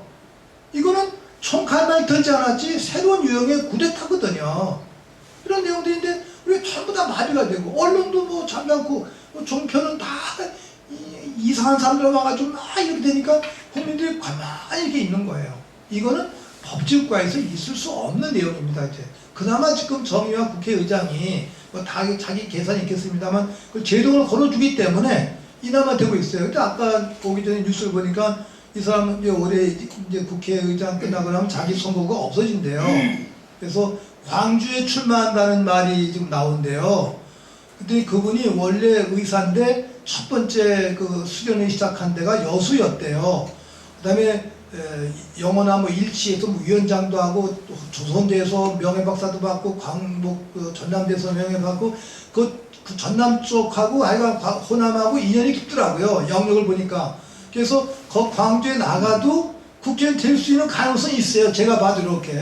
지금 요새 그래서 일부러 박근혜가 지금 각을 세운 게 아니야 또 그렇게 해석을 하더라고요. 그래서 저는 그런 게 있었나. 그래도 하여간 뭐 국회의장이 그만큼 제동을 걸어주니까 다행인데 국회의장이 지금 제동을 안 걸어주면은 완전히 무법천지가 되는 그런 상황 속에 지금 있습니다. 이제 근데 참 답답해요. 여러 개 보면서.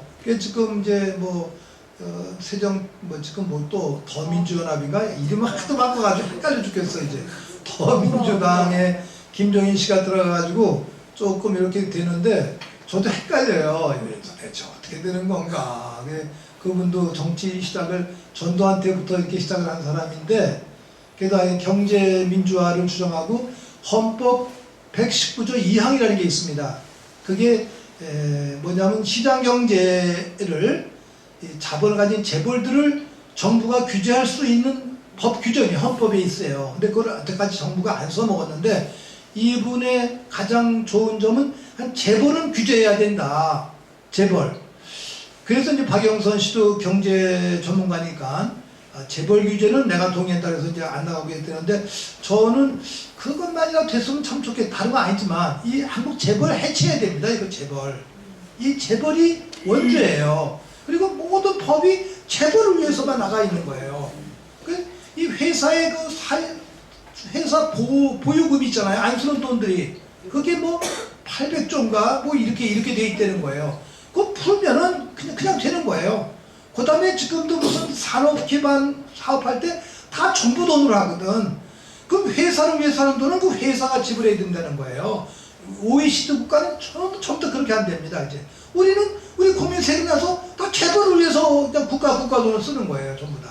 이건 안 되는 거거든. 이거를 제동 거는 것도 하나만이라도 그렇으면 참 좋겠다라는 생각이 있는데 모르겠어요. 그게 뭐 4월 국회의원 선거가 어떻게 될런지. 뜻밖의 큰 변수가 일어나서 우리 국민들이 정말 깨닫고 그래서 이거 흔들어서 이런 자본주의 정부 지금과 같은 이런 재벌을 위한 이런 정부 안 되겠다. 그래서 그 세상이 바뀌었으면 참 좋겠어요. 이런 의미에서 우리 시대의 그 지도자들, 정치인들, 목자들이라는 사람들 양을 좀 키우지 않고 잡아만 먹으려고 그러는 거예요, 이제. 그러니까 하느님께서 다 해고시켜버렸어, 너희들. 해고다. 내가 직접 돌보겠다. 하는 게 직접 양대를 돌보시는 이러한 식의 내용들이 이제 마지막 때 나와 있지 않습니까? 우리 시대를 고민하면서 이런 기도도 함께 올리시면 참 좋을 것 같아요. 그 다음에 이제 37장으로 가겠습니다. 37장. 이 부활의 환신은 암시. 이건 이따 다니엘 예언서에 더 구체적으로 나오니까 그때 가서 보기로 하고, 부활에 대한 암시. 재건이 희망이 있다라는 내용입니다. 이제. 그 다음에 남북 왕국의 통일 15절 꼭 읽어보겠습니다. 37장 15절. 주님의 말씀이 나에게 내렸다. 너 사람의 아들아, 나무 토막 하나를 가져다가 그 위에 유다와 그 한편이 된 이스라엘 자손들이라고 써라. 그리고 나무 토막을 또 하나 가져다가 그 위에 에프라임의 나무 토막, 요셉과 그와 한편이 된 온 이스라엘 집안이라고 써라. 그리고 그 나무 토막들이 하나가 되게 서로 연결시켜라. 그리하여 내 손에서 하나가 되게 하여라.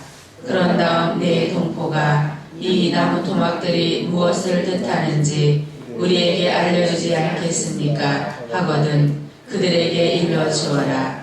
주 하느님이 이렇게 말한다. 나 이제 에프라임의 손안에 있는 요셉과 그와 한편이 된 이스라엘 지파들의 나무 토막을 가져다가 그 위에 유다의 나무 토막을 놓고 그 둘을 하나로 만들겠다. 그리하여 그들은 내 손안에서 하나가 될 것이다.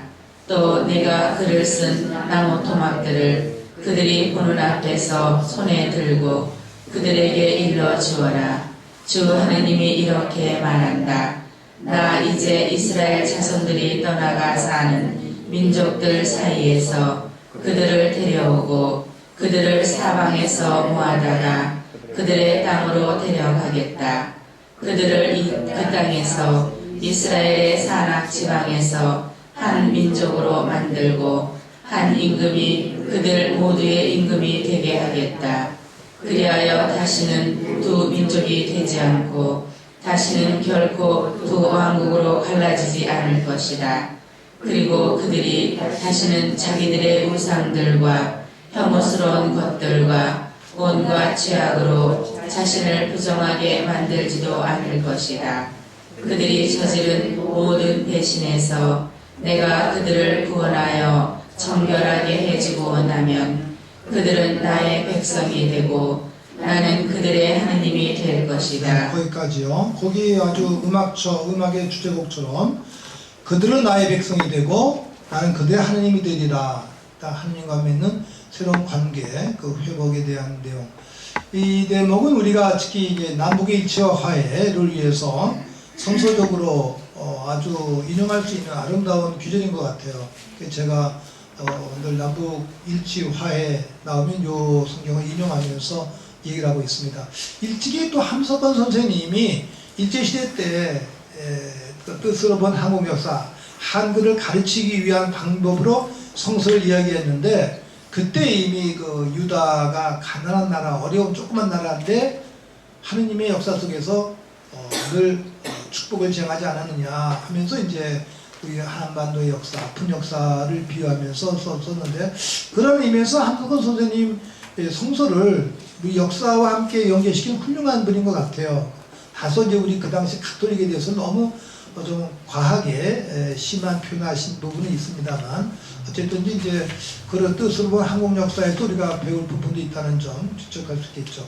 그러면 쭉 넘어가 보세요. 이제 그러다 나면 이제 40장을 보시면 새성전 나오고 이제 희망의 메시지인데 우리는 47장으로 가겠습니다. 47장.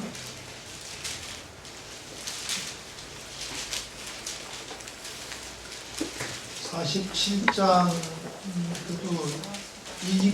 이 내용은 성전 축성 기념일에 라테란 축일인 11월 9일이라든지 또 다른 성전 요새 성전 축일을 뭐 전부 다 없어졌어요. 11월 9일만 남은 것 같아요. 예루살렘 뭡니까 라테란 성전 축일, 로마의 주교자 성당이죠. 그 축일 때 이 독서를 읽고 어떤 때 이제 독서 중에 인용이 됩니다. 이제 그 성전에서 솟아 흐르는 물 한 47장 읽고 에스겔 예언서 마무리하겠습니다. 다시 나를 데리고 주님의 집 어기로 들어갔다. 이 주님의 집 정면은 동쪽으로 나 있었는데 주님의 집 문지방 밑에서 물이 솟아 동쪽으로 흐르고 있었다. 그 물은 주님의 집 오른쪽 밑에서 제단 남쪽으로 흘러내려갔다. 그는 또 나를 데리고 북쪽 대문으로 나가서 밖을 돌아 동쪽 대문 밖으로 데려갔다. 거기에서 보니 물이 오른쪽에서 나오고 있었다. 그 사람이 동쪽으로 나가는데 그의 손에는 줄자가 들려 있었다. 그가 1000 암마를 재고서는 나에게 물을 건너게 하였는데 물이 발목까지 찼다. 그가 또 1000 암마를 재고서는 물을 건너게 하였는데 물이 무릎까지 찼다. 그가 다시 1000 암마를 재고서는 물을 건너게 하였는데 물이 허리까지 찼다.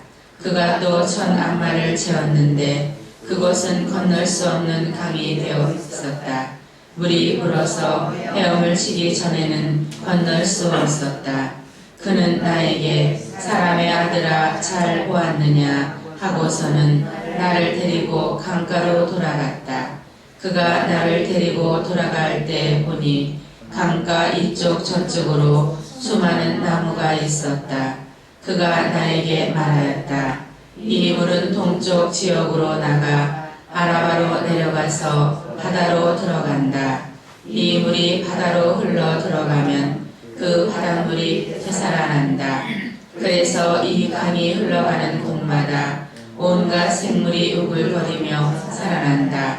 이 물이 닿는 곳마다 바닷물이 되살아나기 때문에 고기도 아주 많이 생겨난다. 이렇게 이 강이 닿는 곳마다 모든 것이 살아난다. 그러면 물가에는 어부들이 늘어서고 엔게디에서 엔에글라임까지는 그 물을 펴서 말리는 곳이 될 것이다. 그곳의 물고기 종류도 큰 바다의 물고기처럼 매우 많아질 것이다. 그러나 늪과 엉덩이 물은 되살아나지 않은 채 소금을 얻을 수 있도록 남아있을 것이다. 이 강가 이쪽 저쪽에는 온갖 과일나무가 자라는데 잎도 시들지 않으며 과일도 끊이지 않고 다달이 새 과일을 내놓는다. 이 물이 성전에서 나오기 때문이다. 그 과일은 양식이 되고 잎은 약이 된다. 네, 이 부분 이제 성전 축성 때 독서로 뽑아 있고 그러는데 우리 이제 이 성서일 때 조금 피곤할 수도 있지 않습니까? 이제 근데 어떤 때 좀 묵상하실 필요가 있어요. 이게 시적인 표현이기도 합니다. 이제 저도 이렇게 성서 읽을 때는 그런 깊은 뜻을 못 느꼈다가 성지순례를 갔을 때 사해를 가게 되었어요. 예루살렘 성전 이제 보고 예리고 그쪽에 이제 들렸다가 사해 바다를 갔는데 사해 바다는 아신 대로 소금물이 이제 일반 바닷물보다 한 뭐 10배이기 때문에 그냥 불어넣어도 수영 못하는 사람 뜬다 그러잖아요. 거기도 진흙이 많아가지고 이제 거기서 화장품도 나오고 막 그런다고 그래요. 가면 이제 잠깐 뭐 한두 시간 수영도 하고 이제 다들 이제 그러는데 이 성서 말씀이 생각이 난 거예요. 제가 그 사해 아주 죽은 바다 아닙니까? 이제 썩은 바다. 소금밖에 없어요. 그래서 이제 목사님들이 또 강론하실 때는 갈릴리의 바다는 북쪽에 있는데 헤르몬산에서 물을 받아서 열단강으로 이렇게 내려보내기 때문에 갈릴리아 호수는 아주 항상 푸르르고 물고기도 많고 좋다. 살아있는 물이라는 거죠, 이제. 받아서 주기 때문에 그렇다는 거예요. 근데 사해는 받기만 하고 안 준대. 그래서 그냥 거의 이제 죽은 바다라고 얘기를 하고. 제가 처음에 귀국해서 동대문 성당에 가서 며칠 자고 있는데 우리 친구 신부 안충석 신부님이 강론하실 때 그 얘기를 하는 거예요. 저는 그걸 처음 듣고 제가 감동을 받은 거예요. 이야, 저런 강론을 언제 하나. 그래서 이러고 그냥 너무 강론을 잘해서 전 처음 들었어요, 그런 내용들. 나중에 보니까 그게 다 목사님도 설교집에 있는 내용들이야. 그러니까 내가 우리 친구 신부 야, 너 볼 게 없어서 목사 책 보고서 나 인용하냐? 그러고 이제 나중에 이제 농담도 하고 그랬었는데 그런 비유가 많아요. 그런데 예루살렘에 가서 그걸 보면서 느꼈더니 아, 에제키엘 예언자가 정말 상상문학가구나. 상상이 뛰어난 분이에요. 이 사해가 죽은 바다, 여기서 지중해처럼 물고기가 활활 뛰는 그런 바다가 될 수 있다고 꿈을 꾼 거예요. 사해에서 그런 꿈을 꾸는 분이 계세요? 에제키엘 예언자는 그런 꿈을 가진 시인이에요. 그런데 저 예루살렘 성전 높은 데서 물은 위에서 밑으로 흐르니까 성전에서 동쪽에서 물이 흘러, 우리로 말하자면 성수야, 물이 흘러서 쫙쫙쫙쫙 밑으로 와서 사해에 닿으니까 이 죽은 바다가 산 바다가 되는 거예요. 지중해보다 더 많은 물고기가 흘러넘치는 그런 미래를 꿈꾸는 거예요. 그 사해 주변에는 1년 12달 매달마다 새로운 과일이 나와서 과일이 떨어지지 않는 그러한 아름다운 미래를 꿈꾸고 있습니다. 이제 우리는 사해 바다에 가서 뭐 진흙이나 하고 뭐 몸이나 발로 하고 화장품 매너가 상관하고 있잖아요. 이 예언자는 그런 아름다운 미래를 꿈꾸는 거예요. 죽은 바다에서 산바다, 물고기가 헤엄을 치는 그런 바다를 꿈꾸는 거예요. 그런 희망을 가져야 된다라는 거. 이게 이제 묵시적인 희망이 될 수가 있겠죠. 저도 오늘 낮에 이제 우리 모임이 하나 있었는데 요새 다 절망하지 않습니까? 다 절망. 또 요새 또 이 썩은 언론이 뭐 이제 뭐 4월 국회의원 선거 때 새누리당이 뭐 180석이 된다, 200석이 된다, 뭐 조금 죄송한 표현이에요. 이 지랄을 하고 있는 거예요, 여러분들이. 근데 절대로 180석, 100, 200석 안 됩니다. 이제 이 나쁜 놈들이 우리 그렇게 세뇌를 시키는 거예요. 아, 지금 이거 썩은 나라, 썩은 정부인데 조금만 아으면 이건 정말 새누리당은 없애버려야 될 당이잖아요. 근데 이놈은 썩은 방송에 막 그렇게 말하니까 우리가 그런 거 다 했다고. 아니다. 내가 막 했더니 다른 사람들이 날 보고 좀 헛소리 한다고 그래요. 그래서 내가 이런 얘기를 했어요. 성서에 희망이 있다 했더니 여기가 성당이요. 그러면서 그분들이 막 그래요. 전 다니면서 요새 그런 얘기를 하고 있습니다. 그래서 이제 요새 우리 이제 신민도 오셔서 그때 화요일 날 모임을 가졌는데 김미화 씨가 사회를 봤는데 저도 그날 알았어요. 야당 1대1로 그렇게 얘기를 했어요. 그러니까 이제 새누리당하고 1대1을 하면 이기잖아요. 우리가 1대1만 하면. 그랬더니 김미화 씨는 해석이 재밌더라고요. 이렇게 반말할 수 있는 사람은 여기 오신 분밖에 없습니다. 이 정치인들한테 이렇게 얘기를 하래요. 1대1 해! 이런 명령이라는 거죠. 그래서 그거 참 재미있는 해석이다. 그래서 우리 모두 이 야권에 특히 안철수, 뭐 천정배, 모든 지금 문재인이 비롯해서 김정인 모든 사람들한테 1대1로 싸워. 1대1로. 그러면 이기잖아요. 1대1. 이거를 만들면 희망이 있는데 이런 내용들을 해야 된다. 이제 이런 주장들. 근데 이걸 하기 위해서는 또 우리 주변 분들에게 감동을 줘야 되는데 감동. 그날 보니까 뭐 효녀 뭐죠? 효녀 연합이 있어요. 근데 그 무슨 행위 예술가들이래요. 26, 27의 그런 여성들인데 정말 예쁜데 좀 말도 부드럽고 그런 분들이 그 아주 이제 꼴통 같은 노인들을 어버이들을 이렇게 변화시킨다는 거예요. 이제 그런 내용들. 그래서 이거 3개월밖에 안 남았는데 아이간 우리는 예언자처럼 변화를 일으켜야 되겠죠. 이제 사해를 지중해 바다처럼 만들 수 있다는 그런 신념으로 하늘에서 물이 흘러내려와서 우리 5천만 남한 사람들 머리 좀 깨끗하게 씻어주십시오. 이렇게 기도를 하셔야 돼요. 맞죠? 네. 요거 에드변 마무리하고 그 뒤에 많이 있습니다만 회복과 꿈을 간직하라. 그러면 다니엘 연설 하겠습니다. 다니엘 연설 빨리빨리 하고 그러면 이제 다음 시간에는 시편, 그 다음에 이제 지혜문학 하면서 구약은 그냥 대충 그냥 이렇게 훑는 거예요. 이렇게. 다니엘 예언서 가겠습니다. 다니엘 예언서는요, 에제키엘 예언자보다 더 큰 꿈을 꾸신 분이에요.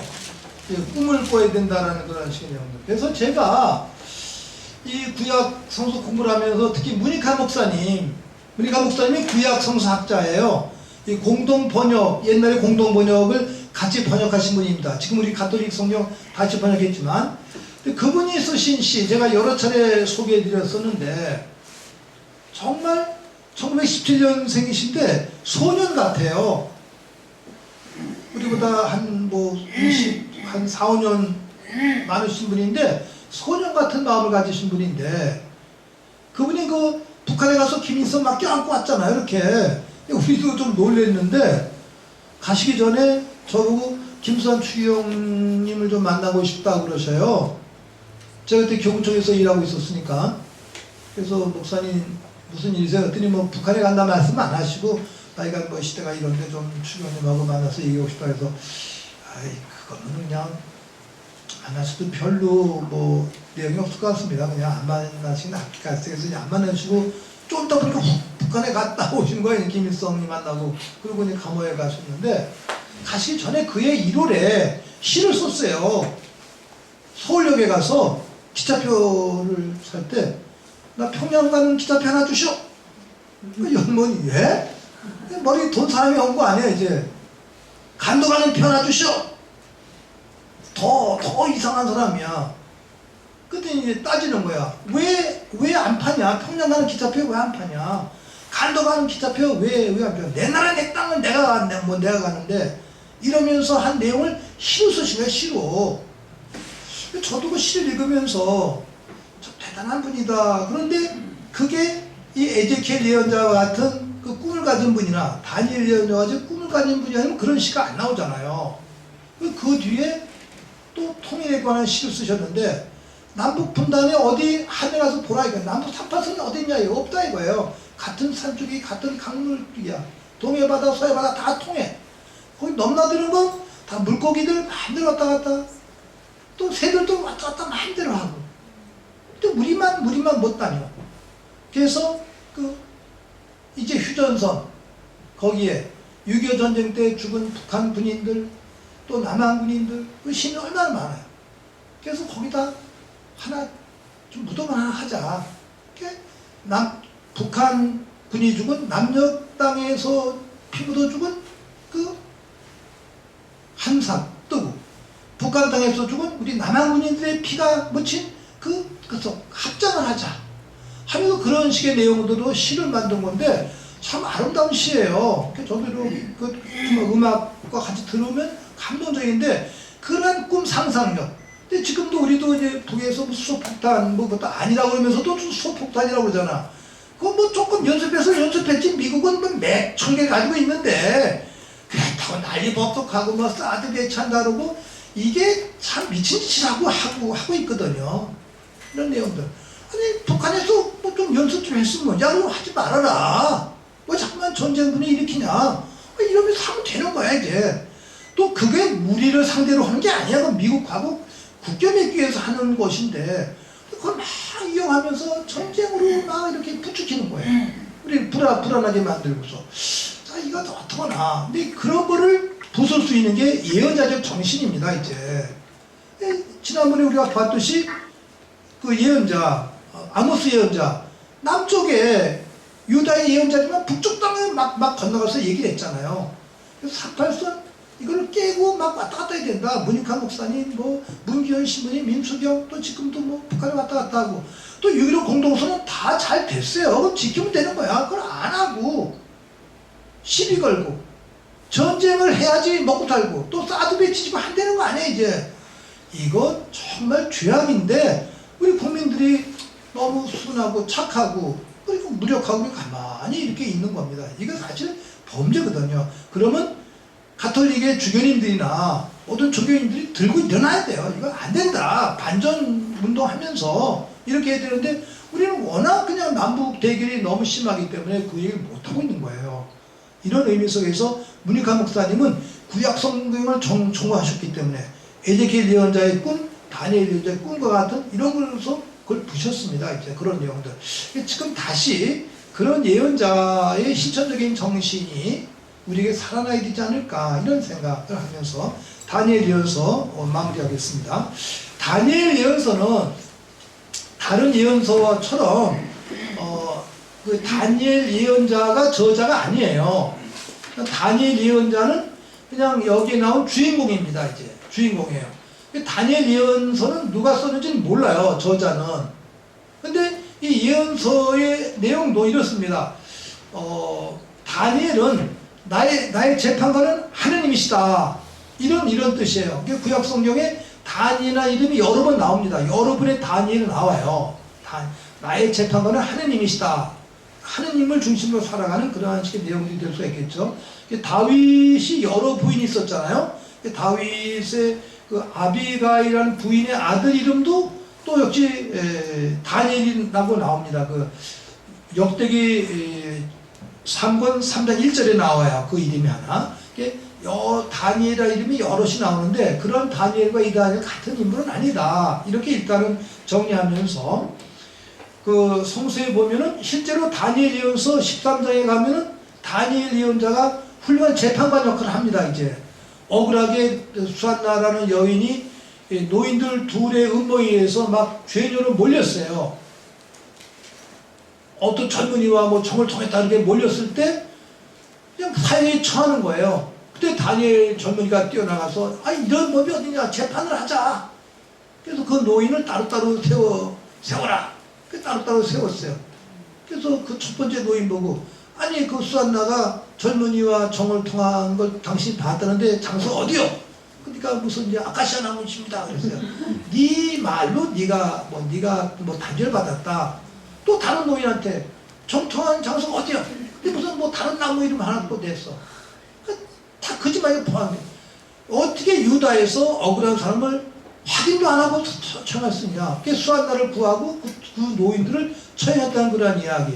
불법 재판자들은 처형돼야 된다. 우리 한국 시대에 똑같이 맞는 내용입니다. 이제 그런 내용들. 이게 뭐 검찰, 사법부 다 아주 불이한 재판하고 있지 않습니까? 이제 이 정의의 재판, 이 정의를 하느님을 기준으로 우리가 실천해야 된다. 그런 내용들을 펼쳐주고 있습니다. 이제 그런 내용. 그 다음에 이제 1부는 1장부터 6장인데 6개의 얘기가 있어요. 6개 얘기가 있고 2부는 7장부터 12절에 4개의 환시와 4 왕국 바빌론과 페르시아 그 이후의 왕국들이 멸망이 된다는 그러한 내용들의 얘기가 깔려져 있는데 부록에는 이제 13장에서 아까 말씀드린 다니엘 수한나 이야기와 또 그 사탄 이 망하게 되는 거 그런 내용들이 또 나와 있습니다. 역사적인 배경은 이미 제가 여러 차례 말씀드렸습니다. 기원전 8세기에서부터 북쪽 이스라엘 멸망되고 그 다음에 바빌론에 의해서 유다가 멸망되고 그 다음에 페르시아가 나오고 그리스가 나오고 그 다음에 에집트를 중심으로 한 왕국이 형성되고 또 시리아를 중심으로 또 다른 왕국이 유다를 계속 지배하고 있는 그런 상황 속에서 약소민족 이스라엘이 당했던 고통 속에서 어떻게 이것을 극복해 나가야 되는가를 쓰기 위해서 다니엘 예언서가 이제 이렇게 집대성이 되었다는 것이죠. 이제 그런 내용들 이제 되새기면 좋겠고 이 성서의 시대적 배경은 바빌론 유배대로 거슬러 올라갑니다. 이제 먼 옛날 얘기를 쓰고 있어요. 근데 실제로는 160년경에 아주 어려웠어요. 그때 그 시리아의 왕 안티오쿠스 에피파네스 4세라는 아주 잔인무도한 사람이 기원전 167년서부터 기원전 164년까지 3년 반 동안 무서운 박해를 했습니다. 그리고 3년 반의 박해가 너무 힘이 들어서 이게 35년 같다. 아니 350년의 고통 같다. 이렇게 느낄 정도였어요. 그거를 이겨내기 위해서 옛날 얘기를 하고 있는 거예요. 이 저자가. 우리가 바빌론의 나라를 빼앗겼을 그때도 믿음을 가지고 하느님께 의탁했을 때 이렇게 이겨냈다 하면서 다니엘을 비롯한 3명의 소년, 4명의 소년 이야기를 해주고 있는 거예요. 그게 이제 어법이 유다인들은 하느님을 얘기할 때 2가지 어법으로 얘기했는데 이 다니엘 예언서에 첫 번째는 그 히브리 말로 하가다라고 그래요. 하가다. 그런 우리식으로 이야기법입니다. 이야기. 우리도 옛날 왜 할머니 할아버지들이 손자 손녀 가르칠 때 옛날 얘기 해주잖아요. 옛날 얘기 속에 교훈이 있습니다. 이제 그런 교훈의 한 얘기가 있어요. 근데 그 얘기를 미래와 연결을 시켜야 돼요. 그래서 2번째 요소는 묵시록적인 요소, 묵시문학. 묵시록이라는 것은 묵묵히 보여주는 것인데 미래 꿈 같은 이야기입니다. 이제 이 2가지 얘기가 이 다니엘 예언서에 복합이 되고 있어요. 이 다니엘 예언서는 제목은 예언서지만 실제로는 신학적으로는 성서적으로 묵시록이라고 제목 붙이는 게 맞습니다. 오히려 그러니까 다니엘 묵시록이라고 얘기해야 돼요. 우리 신학에 묵시록 맨 뒤에 나와 있지 않습니까? 이게 편의상 다니엘 예언서라고 우리가 얘기를 하고 있으면 그 안에는 이 이야기적인 요소와 함께 미래를 이야기하는 묵시문학적 요소가 있다. 거기서 이제 7장에 나오는 거, 우리 그리스도 왕 죽일 때 그 성서를 인용합니다. 내가 눈으로 하늘을 보니 하늘에서부터 노인이 내려오는데 근데 잘 보니까 거기서부터 사람을 구원하는 사람의 아들을 한 모습을 하는 분이 우리한테 내려왔다. 그래서 우리 구원이 되었다는 사람의 아들. 그 사람의 아들이 예수님의 별명이잖아요. 그게 메시아 사상으로 연결이 됩니다. 이제 그런 큰 꿈. 이 다니엘 예언서는 이야기를 통해서 우리에게 희망을 주고 있다. 이야기.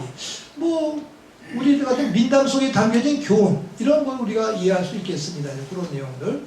대체적으로 문학적 유형은 아까 말씀드린 하가다라는 그런 식의 소설, 이야기적인 요소와 묵시문학적인 요소, 거기에는 신비적인 계시, 환시, 천사들, 종말론적인 요소와 또 메시아적인 구원사상, 그러면서 미래 예언과 구원으로 연결되었다는 그런 내용들 우리가 읽어볼 수 있게, 첫 번째 제1부가 하가다 유형이에요. 그러니까 이 내용은 다니엘 예언서에 나오는 내용들은 역사적인 사실이 아닙니다.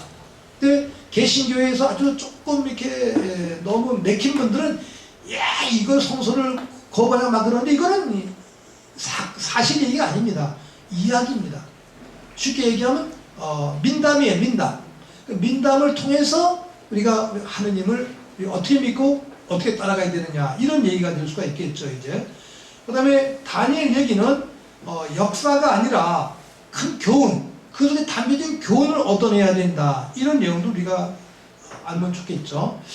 그 다음에 아직도 우리 많은 그리스도인들과 유다인들은 그래도 다니엘 예언서 성서인데 이거 역사다라고 지금도 주장하는 분들이 많이 계셔요. 그거는 그냥 조금 너무 이렇게 막힌 주장이지, 신학적으로 학문적으로는 이거는 역사적인 사실을 얘기한 게 아닙니다. 이제 그런 내용들 성수학자들이 그렇게 설명하고 계세요.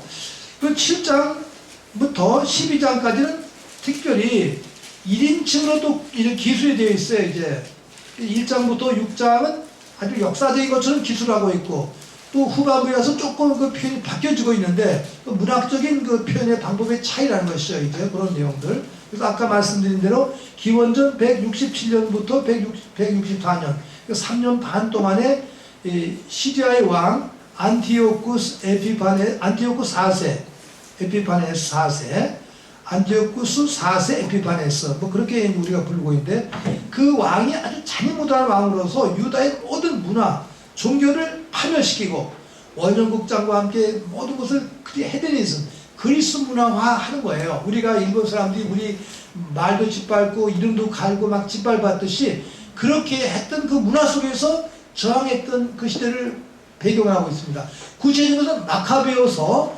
1장, 마카베 1권과 2권이 유다 독립운동입니다. 이제 그런 내용들. 이번에 제가 다루지 못합니다만 마카베오서를 제가 설명드릴 때, 그래서 이거는 시리아의 지배를 받았었던 유다인들의 독립운동사다. 거기서 마카베오 형제들과 그 분들이 막 목숨을 걸면서 독립운동하고 싸우고, 또 안식일에는 싸움을 안 했잖아요. 쉬는 거야. 쉬니까 막 쳐들어오니까 다 하잖아. 그래서 그때부터 안식일로 싸우자.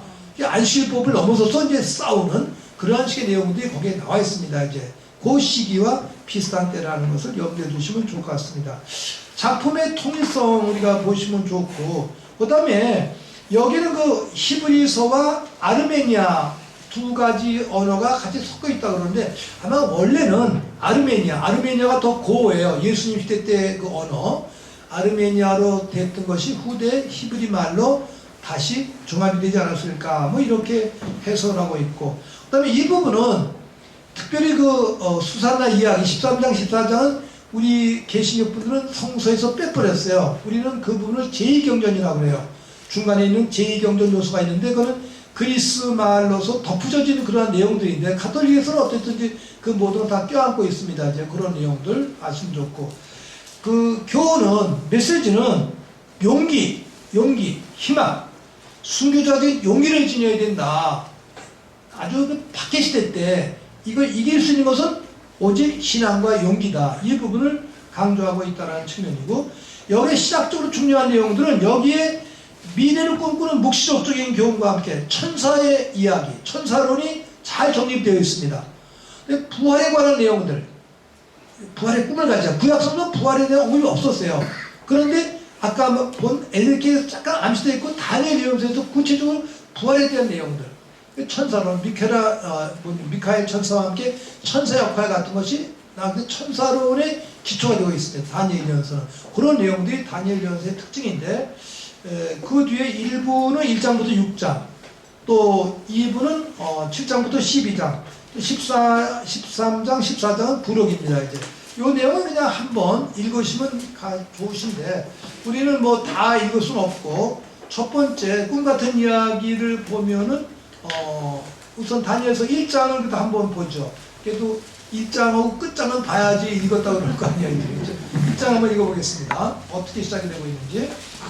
유다 임금 여호야김의 통치 제3년에 바빌론 임금 느부카드네자르가 쳐들어와서 예루살렘을 포위하였다.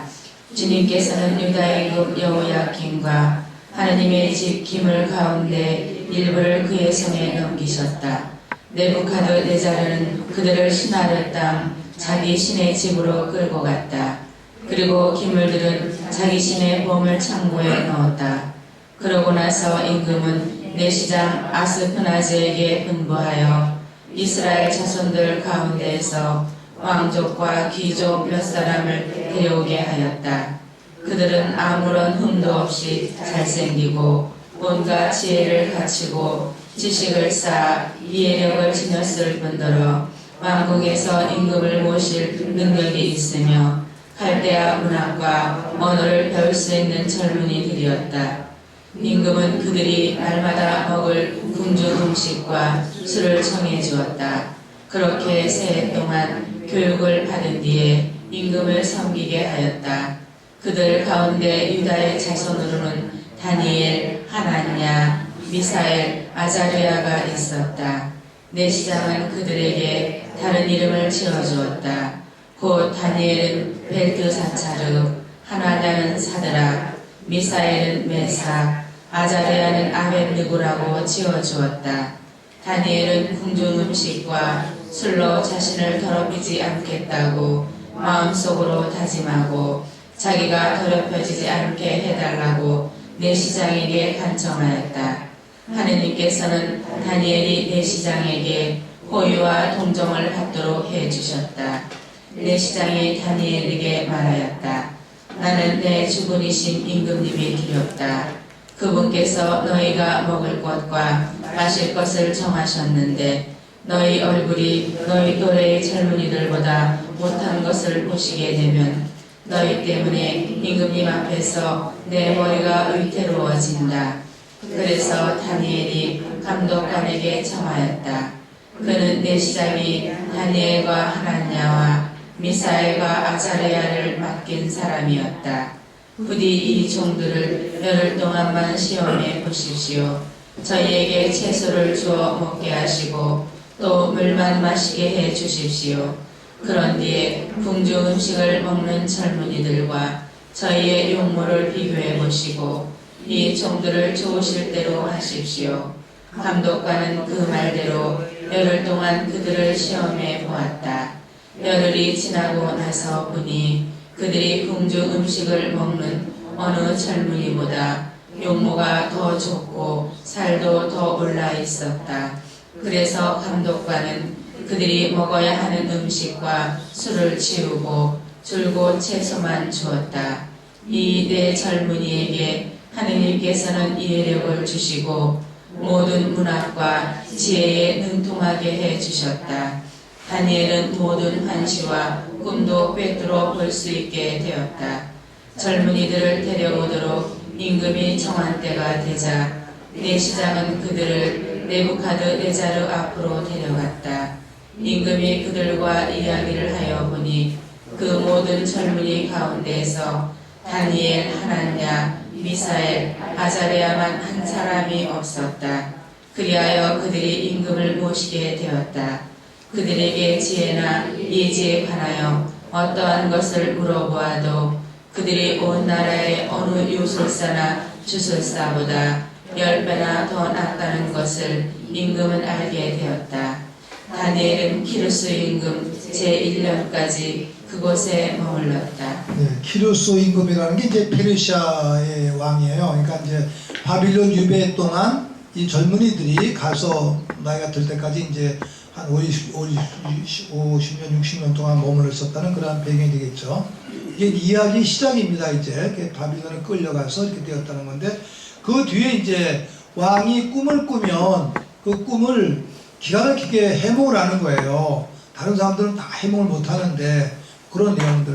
이 젊은이들이 왕이 우상을 만들어 놓고 숭배하라고 그럴 때 절을 하지 않았어요. 그래서 세 소년이 이제 불가마 속에 들어가 있는데, 불가마 속에서 타지 않고 천사가 와서 이렇게 다 이렇게 완전 보살펴 주었다는 그런 이야기.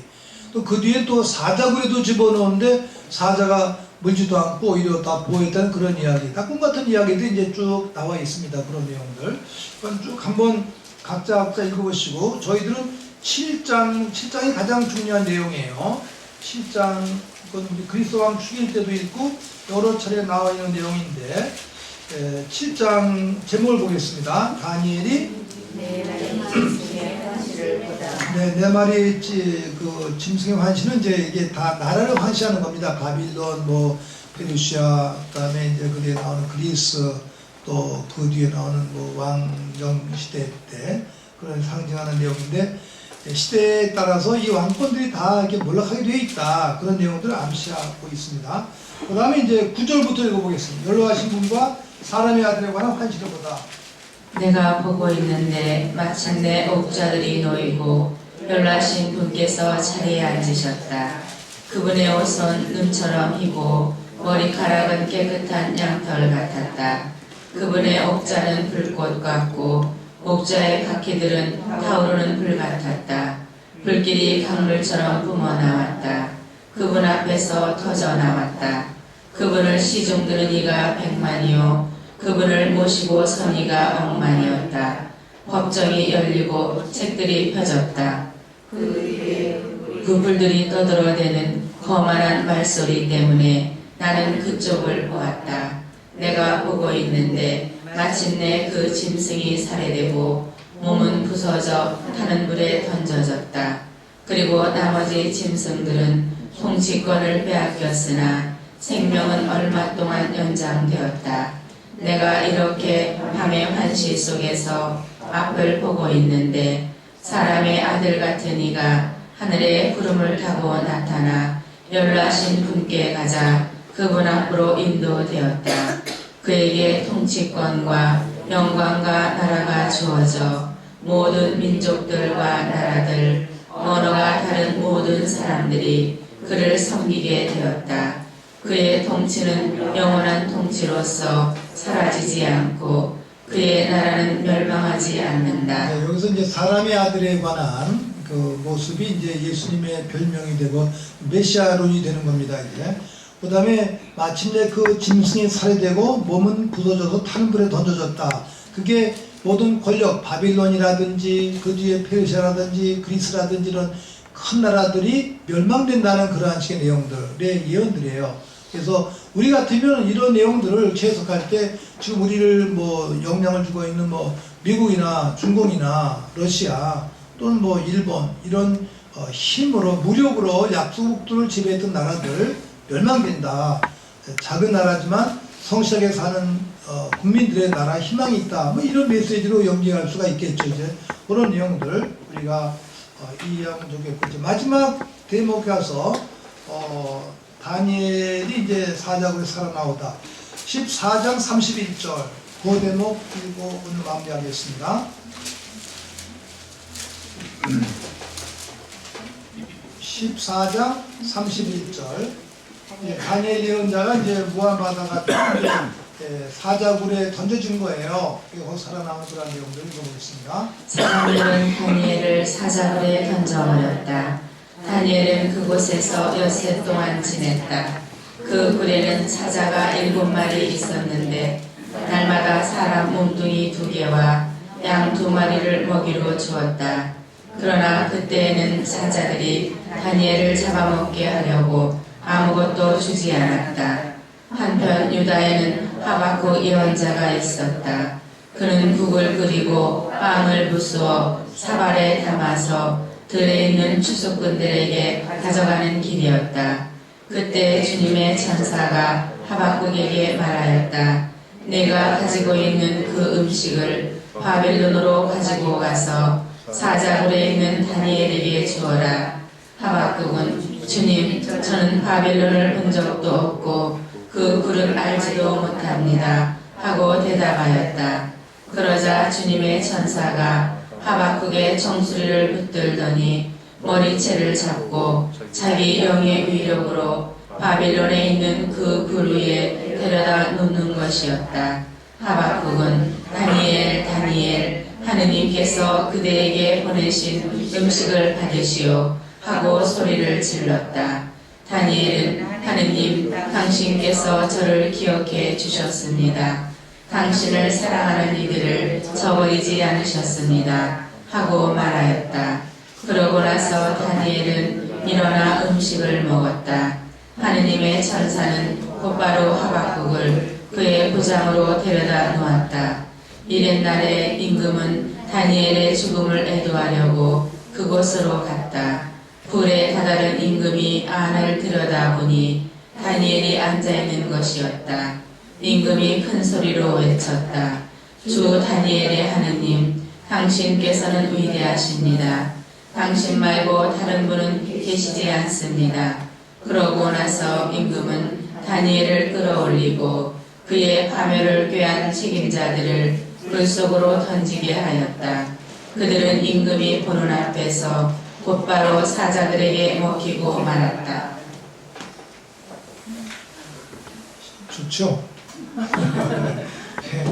같은 이렇게 문학적 상상력과 하나님께 대한 신앙, 신뢰가 이렇게 겹쳐지면서 만들어진 그러한 작품입니다. 이제 또 저희들은 또 그런 믿음으로 살고 있죠. 이제 그런 내용들 그 내용에서 물리적으로 이루어질 수 없다 하더라도 늘 큰 꿈을 가지고 살아야 된다는 측면, 특별히 다니엘 예언자의 특징인 그 묵시문학적인 꿈은 언젠가 하느님의 힘과 능력이 꼭 이루어진다. 끝까지 좌절하지 않고 희망을 가지고 살아야 된다. 그런 내용들을 간직하면 좋을 것 같습니다. 묵상하고 마무리하겠습니다. 기도합시다.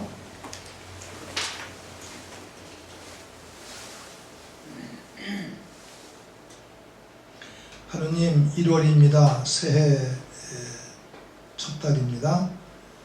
1894년 갑오 농민혁명 때 농민군들이 불렀던 노래를 되새깁니다. 갑옷에 갑옷에 을미적거리다 병신되겠네. 올해 병신년입니다. 122년 전 갑오농민 혁명군들이 불렀던 그 노래, 어떤 의미에서 시대를 암시하고 있지만 우리를 위해서는 예언이기도 합니다. 결코 병신이 될 수 없는, 되어서도 안 되는 희망을 지고 살아가는 우리 시대 시민 국민들, 특히 그리스도인으로서 오늘 에제키엘 예언자가 지녔던 상상과 꿈과 신념, 다니엘 예언자가 들려주고 있는 이야기 속에서의 교훈 간직하며 아름다운 미래를 만드는 살아있는 주님의 제자 증거자가 되겠습니다. 오늘 우리나라 우리 시대에 참 어렵고 답답하고 힘들고 또 공동체성에 상실된 무법천지의 상황이기도 합니다.